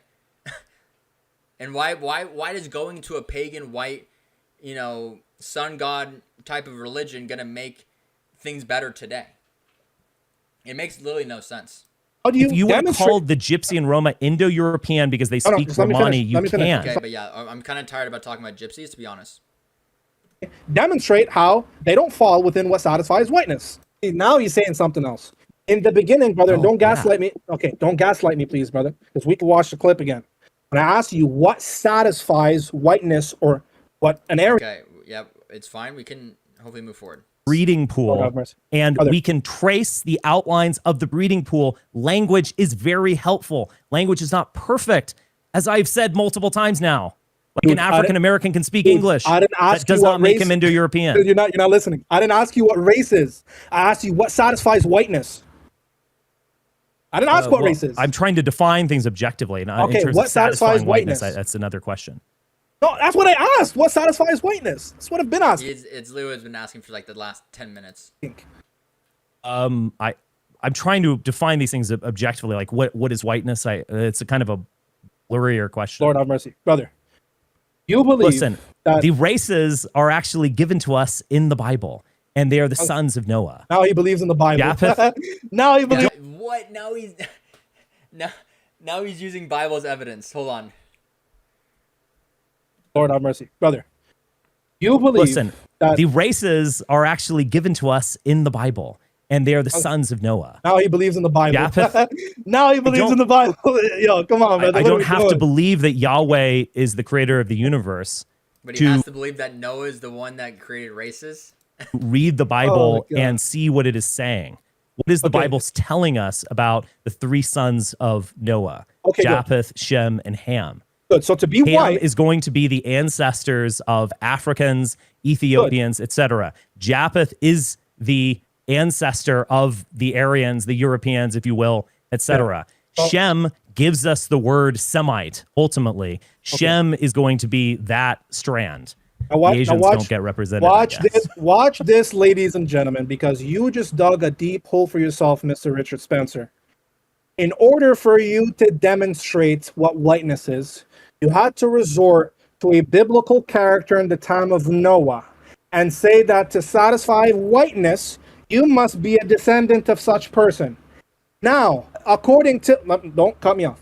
According to the criteria you rejected the historicity of Christ for, is Noah and Japheth a historical person? Dude, long day for Richard, man. Long day. No. So then what is whiteness if they are not historical persons?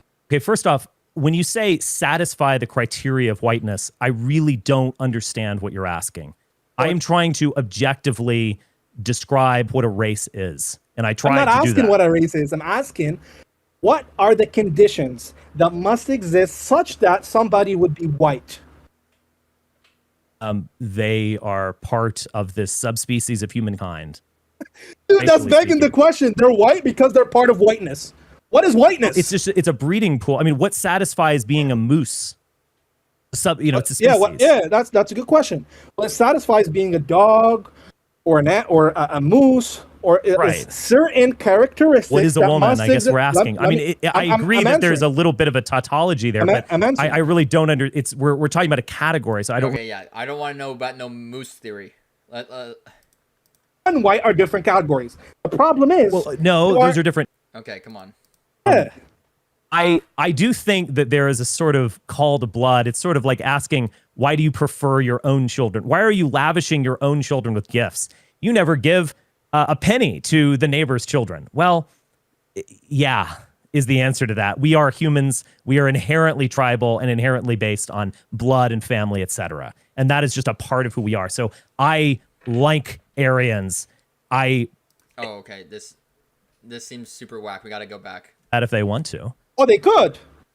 So then, they often so then- do. Oh, okay, good. So then your ideology doesn't actually give us why we should prefer white race as a class instead of white Western European as a class. I think I understand what you're saying.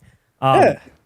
I do think that there is a sort of call to blood. It's sort of like asking, why do you prefer your own children? Why are you lavishing your own children with gifts? You never give a penny to the neighbor's children. Well, yeah, is the answer to that. We are humans. We are inherently tribal and inherently based on blood and family, etc. And that is just a part of who we are. So I like. Dude, this guy's the definition of he does not like any seasoning on his food, bruv. Like, he likes zero seasoning on his food, man.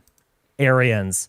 I am in sort of in their debt. I'm part of their team, whatever metaphor you want to use, in a way that I am not for Chinese. Only when they're not and Roma that just and Gypsy. is what it is. Right, But only- I would say that only if they're not I Roma and also, Gypsy, to the right? degree that, I'll finish real quick. To the degree that I can step outside myself and put aside just pure blood loyalty, I would absolutely 100% say that Aryans are the greatest. We create the great art. We create science. We create civilizations that They can create science, dude. This guy's cooked, man.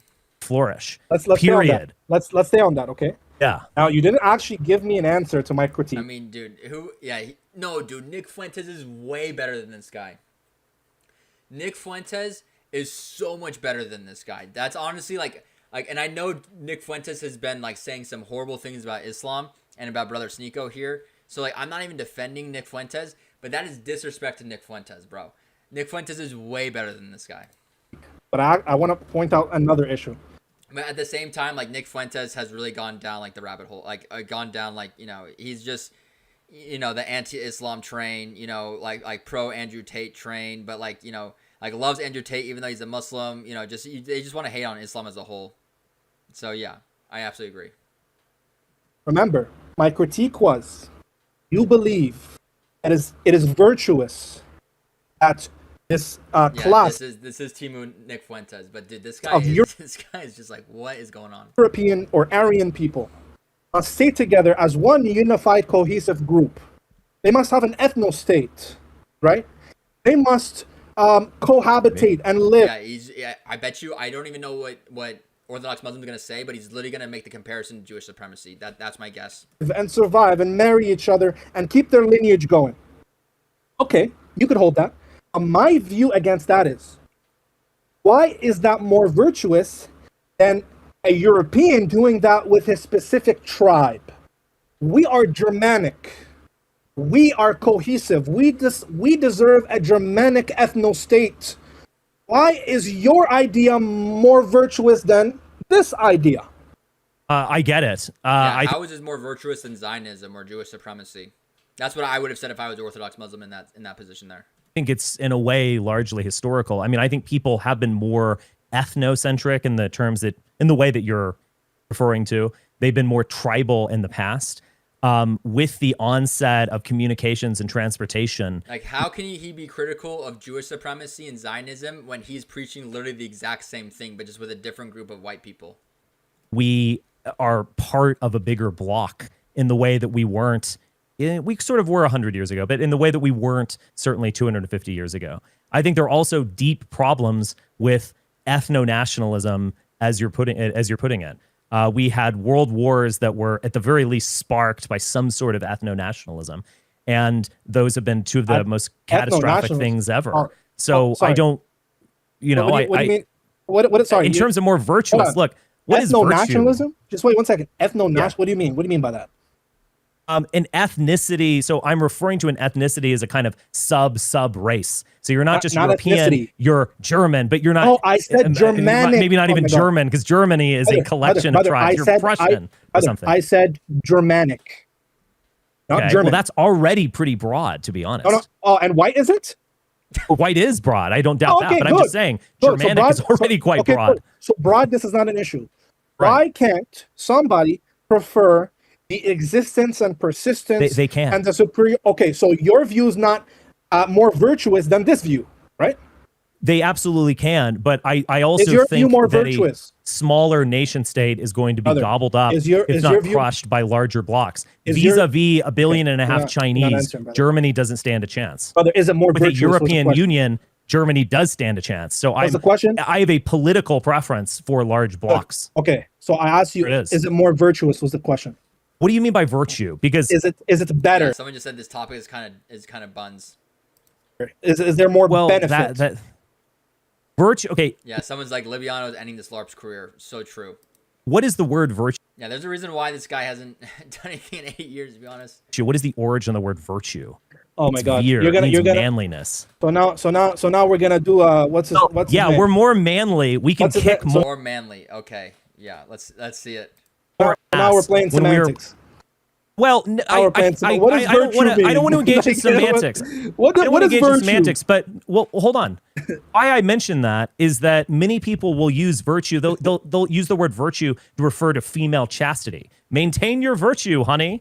Don't let him buy you a drink at the bar. Now, other people, Christians, will use virtue as sort of being a Christ follower or being like Christ, turning the other cheek, not resisting evil people, all that kind of stuff. When I mean virtue, I mean it etymologically. It means manly. It means kicking. I don't mean it that way. So, I mean, that's what I mean when I say it's more virtuous to have a united empire. We can kick a ton of around the globe when we are united as Aryans. When we're united as Germans, less is being kicked. You're preaching now. You're just preaching on now, some level. That's all I care about, to be frank. You're just preaching. You're not actually dealing with. So my objection is all he cares about is white people kicking butt. That's his goal. Is white people kicking butt. Wow. Makes sense. Is it more morally excellent to unite as a white race instead of uniting as a white German? Yeah, I don't know. Maybe this could just be clip farming because it does seem like a pretty ridiculous thing to argue about for this long, to be honest. Manic group. Morality is like, is it more moral? Probably not. I mean, but morality is not something morality in the sense of like Christian morality. Are we going to be like more pacifist or nice or whatever? I don't give a shit about any of those things. Well, it wants to be able to dominate other people. We need to be united so that we can be less moral. Hey, brother, you've been talking to too many Jay Dyers and evangelicals, brother. That's what's going on.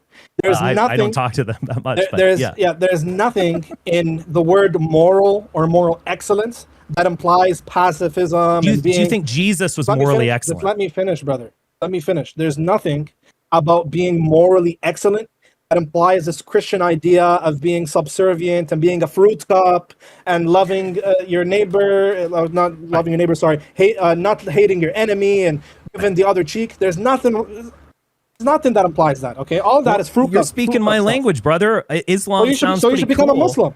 So you should become a Muslim then. Maybe. So do you have a problem with this hypothetical white race practicing Sharia law, being Muslim? Yes. I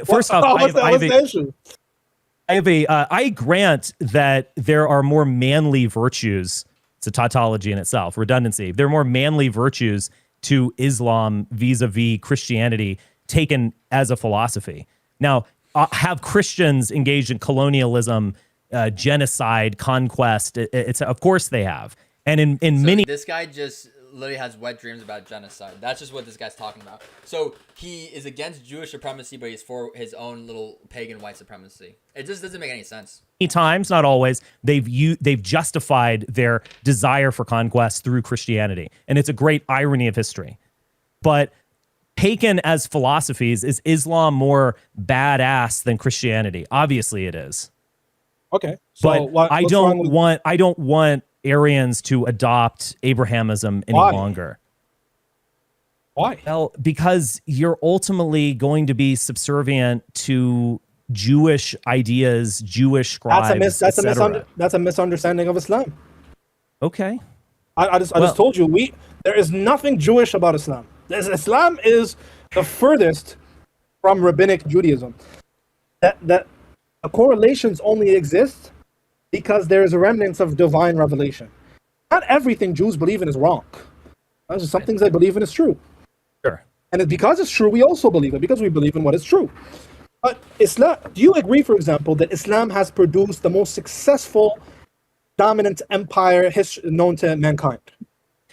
Maybe in terms of territory, I'll take your word for it. But in terms of developing civilization, I wouldn't agree. Oh, yeah? Like what? I don't think it holds a candle to the Roman Empire, but... Oh, okay. What about... You can stick up for your people. I get it, you know? No, I want to challenge that. What about the Roman civilization is more civil than the Islamic civilization? I don't want to answer it in the terms of civility, but they took Greek culture and they created a sort of infrastructure that could support Greek culture. They took the gods of the Greeks. They took so much of the literature and ideas of the Greeks. They were a civilizing force in the sense that they developed infrastructure, armies, plumbing, political systems, etc., that could hold up that culture and practice a lot of homosexuality, right? Yeah, I mean, I was waiting for this one. Well, they did at the end, but I mean, look, societies go decadent. There's a lot of homosexuality practice in the Muslim world. Oh, look, no, there isn't. There's not. Well, there okay, isn't, brother. Not in comparison to the West, brother. There's not. You can never make an experience and a comparison. All throughout time, it is clear that European identity and culture, as long as it's been Christian, has actually been a failing civilization. Only when they moved away. Only when they moved away from Christianity in the Enlightenment period, they became economically successful. But if Christendom is the Middle Ages, then I absolutely see that as a failing civilization. Like there are a lot of beautiful things about the Middle Ages. I don't want to totally defenestrate it, but in terms of literacy, social organization, hygiene, etc., it was a failing civilization. It was a dark period. So you agree? We started to pull ourselves. It's also coming to Pride Night for Iran and Egypt. Subhanallah. Out of it when we were in Seattle for the World Cup game. Discovering the ancients. One sec, Richard. Yes. Do you agree? While Muslims were engaging in Aristotelian and Platonic philosophy and in medicine and in all kinds of sciences and building empires and schools and universities and hospitals, Europeans were not bathing for years on, living in mud hubs. It's very good stuff. I mean, you were the Islamic Golden Age was a way of continuing the culture of the Greeks in a new form. And I think there's sounds like a lot to admire in Islam. So it sounds like your hypothetical ethno country full of white people needs Islam, brother. That's what you need. I wouldn't use, I don't think we're living in a Muslim golden age now. And I feel like... what he just said, hold on, let's go back. People needs Islam, brother. That's what you need. This is like the definition of foreshadowing right here. This is absolutely the definition of foreshadowing. I wouldn't use... I don't think we're living in a Muslim golden age now. Yeah, I mean, dude, can we just press the skip button and go to like 20, 30 years from now, honestly? And I feel like that darkness of superstition that Europeans descended into after the fall of Rome, at least in the West, that is what is Muslim people have descended to as Richard, well. What I'm asking is... So I don't think real quick, just to put a cherry on top, I don't think the answer to all of this is more Abrahamic religion. I mean, we were truly Christian. We were 100% Christian at a point, at least after 1000 AD. And these are not times of greatness and enlightenment. We started to rediscover paganism and we became great again. And again, faith starts to fall off. Christianity starts to split. I mean, I do think that the Renaissance and the Enlightenment was a way of breaking the chains of Abrahamism for the white race. Look, Richard, when I say, why doesn't your hypothetical white ethno-state be Muslim, I'm not necessarily asking why aren't they Muslim as in Islam being true, as it relates or as it corresponds to reality. I'm asking, what is your issue with your hypothetical white ethno-state being pragmatic Muslims that practice the law and the civil moral code of the Quran and the Sunnah? If you are a practicing Muslim, you could exist within my hypothetical ethno-state. No, I'm saying why can't the white people be fully? Yeah, that's what I'm asking. Yeah. Because I don't think we will have a great empire without rediscovering Apolloism and Roman Olympian worship. Now, am I a bigot who would want to prevent Muslims from engaging in their religion? No. But it would be subordinated. Roman religion has a way of hierarchy and subordination that was actually quite successful, although it failed with Yahweh. New gods can enter the pantheon. They can be secondary so long as it is Jupiterian or Apollonian in this sense. Now, the problem with monotheist is that you believe there is only one and that is the only way. And so there's a sort of intolerance within the monotheistic mind that is not present actually in the pagan mind, where you can understand other and confront other deities as expressions of peoples, that is ethnicities, as states, as ways of life, etc. So Richard, what I'm asking is, forget about monotheism for a second. Yeah, let's move forward to this. So long as you're not doing some other things, brother. You understand? I mean, like, Brother, brother, I mean, look, if that's not, brother, I don't know what is, brother. That is. It's between men looking at your wife. Oh yeah, okay, we skipped the good part. Okay. And I'm sure there's plenty of Sharia law that I would find totally reasonable. But I would just say, in terms of its most ostentatious effects, I don't like it. Yeah, he just said he's pagan.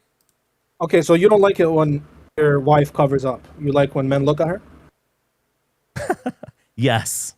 You want men to look at your wife? There's a difference between men looking at your wife and men doing other things with your wife. No, I said look.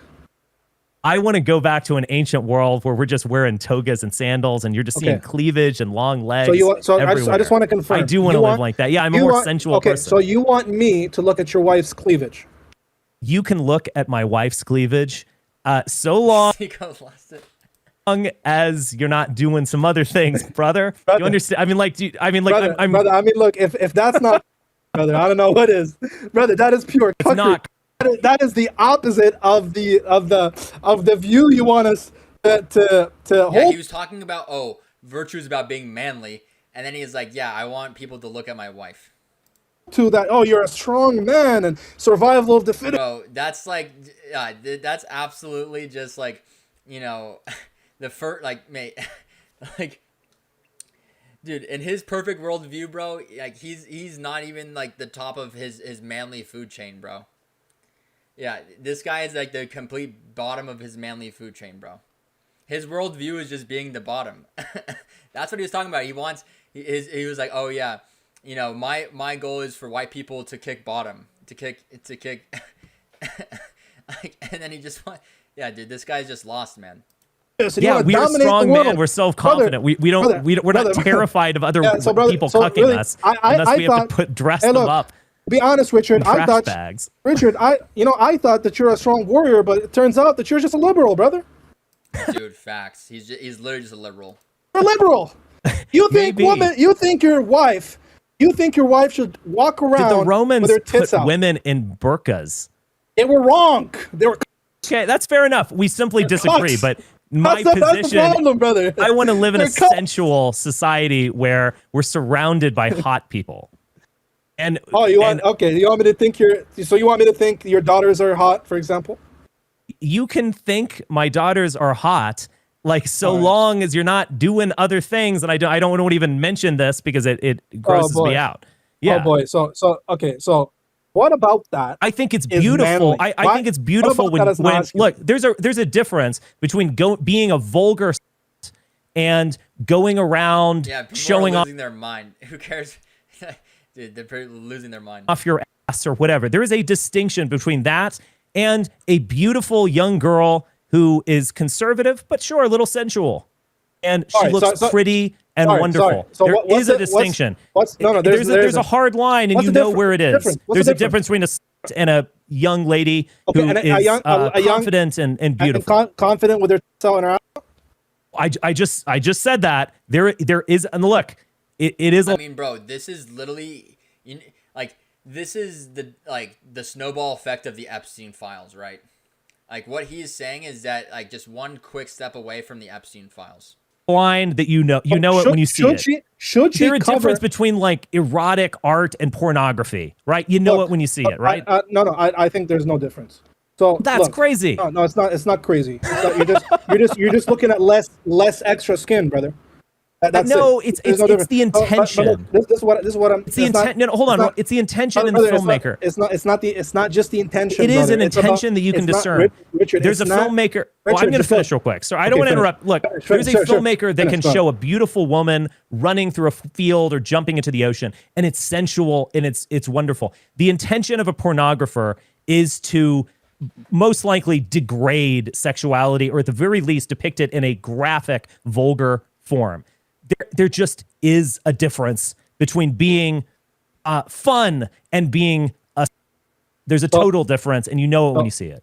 So Richard, yes. What I asked you is it okay for a woman to walk around with her breast out and with her other parts, especially. Yeah. All right. We get the point here. All right. We'll skip forward a little bit. Who don't have to be thinks that monotheistic. if I see a little leg that I'm going to go rape this woman or something, or I can't control myself. Wow. So What a crazy thing we skipped to. Have discernment and taste. Yes. yeah. So okay. So if that's how you want to talk, then we're not liberal who want their women and their wives to be stared at by random men. But if you want to throw shots like that, I certainly can, brother. But you don't have to say, "Oh, extremist." So sees a leg and says, "I'm gonna go rape." So Well, that you just seem tells to, me. one thing that I've noticed with some religious fundamentalists, it seems to be all or nothing. No, it's not It's all like- or nothing. It's not all or It nothing. does seem to be all or It's not- nothing. it's You've made not- no distinction between showing a little it's leg not- and I mean, just look at the decay of American society, right? You know, like people in like, you know, let's see, 1890s where, you know, I mean, like this is what they were wearing in the 1890s, right? Just for an example, right? How did it go from this to OnlyFans, right?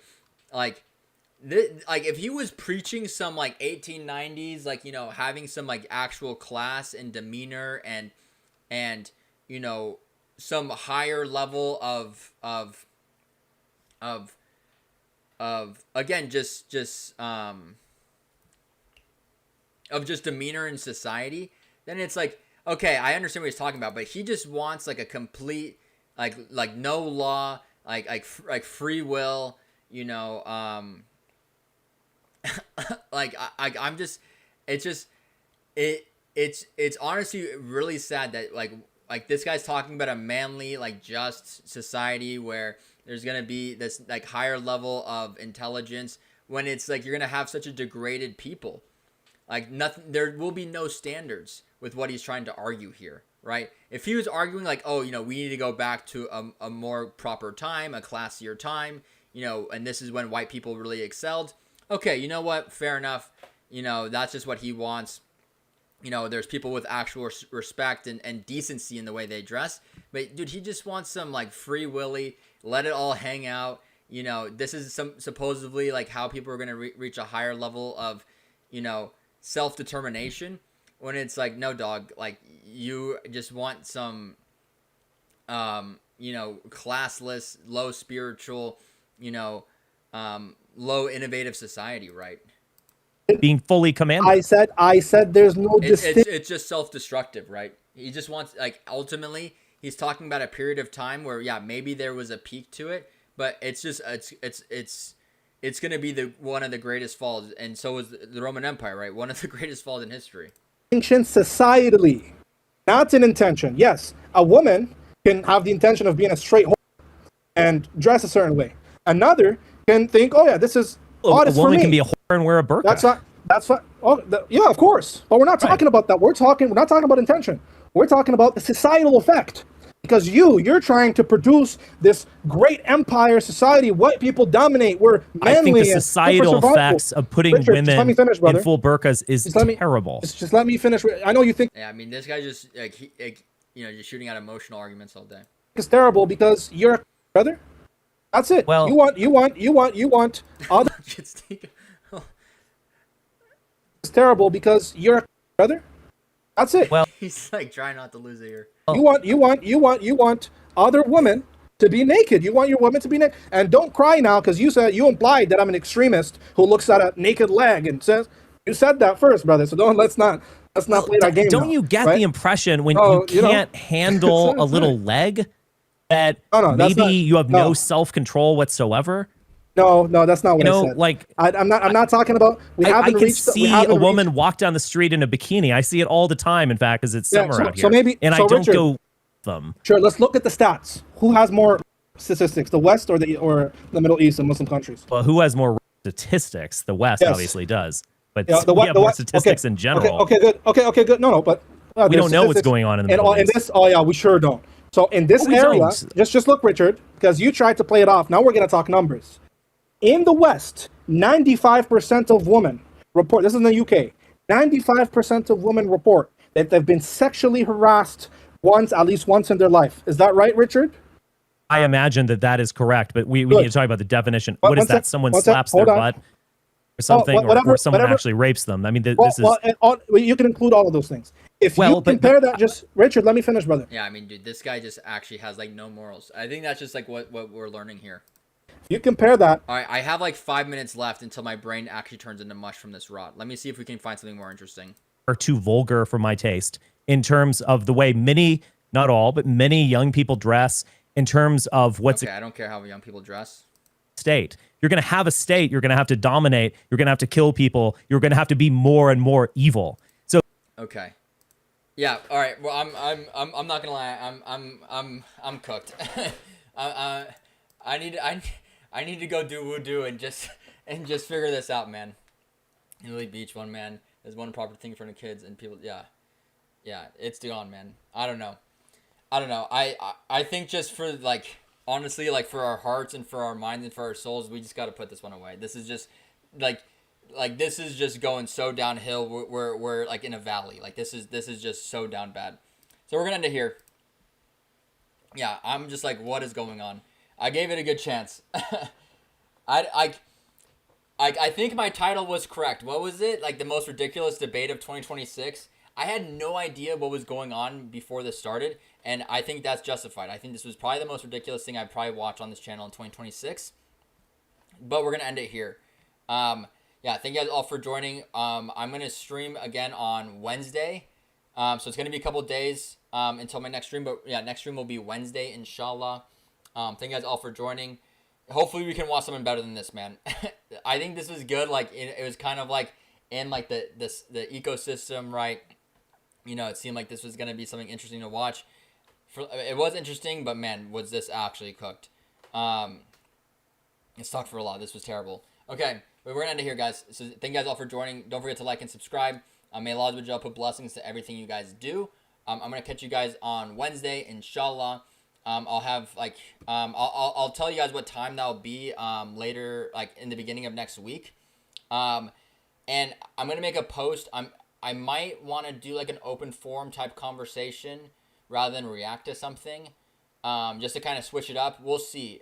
I want you guys to help me kind of like see if this is a good idea, if you guys would be interested in watching this. So I'm gonna make a post probably like later today, maybe, or tomorrow. So let me know what you guys' thoughts are. So again, make sure to see my post. Hopefully it'll be tomorrow, inshallah. Yeah, I'll catch you guys all on Wednesday. And again,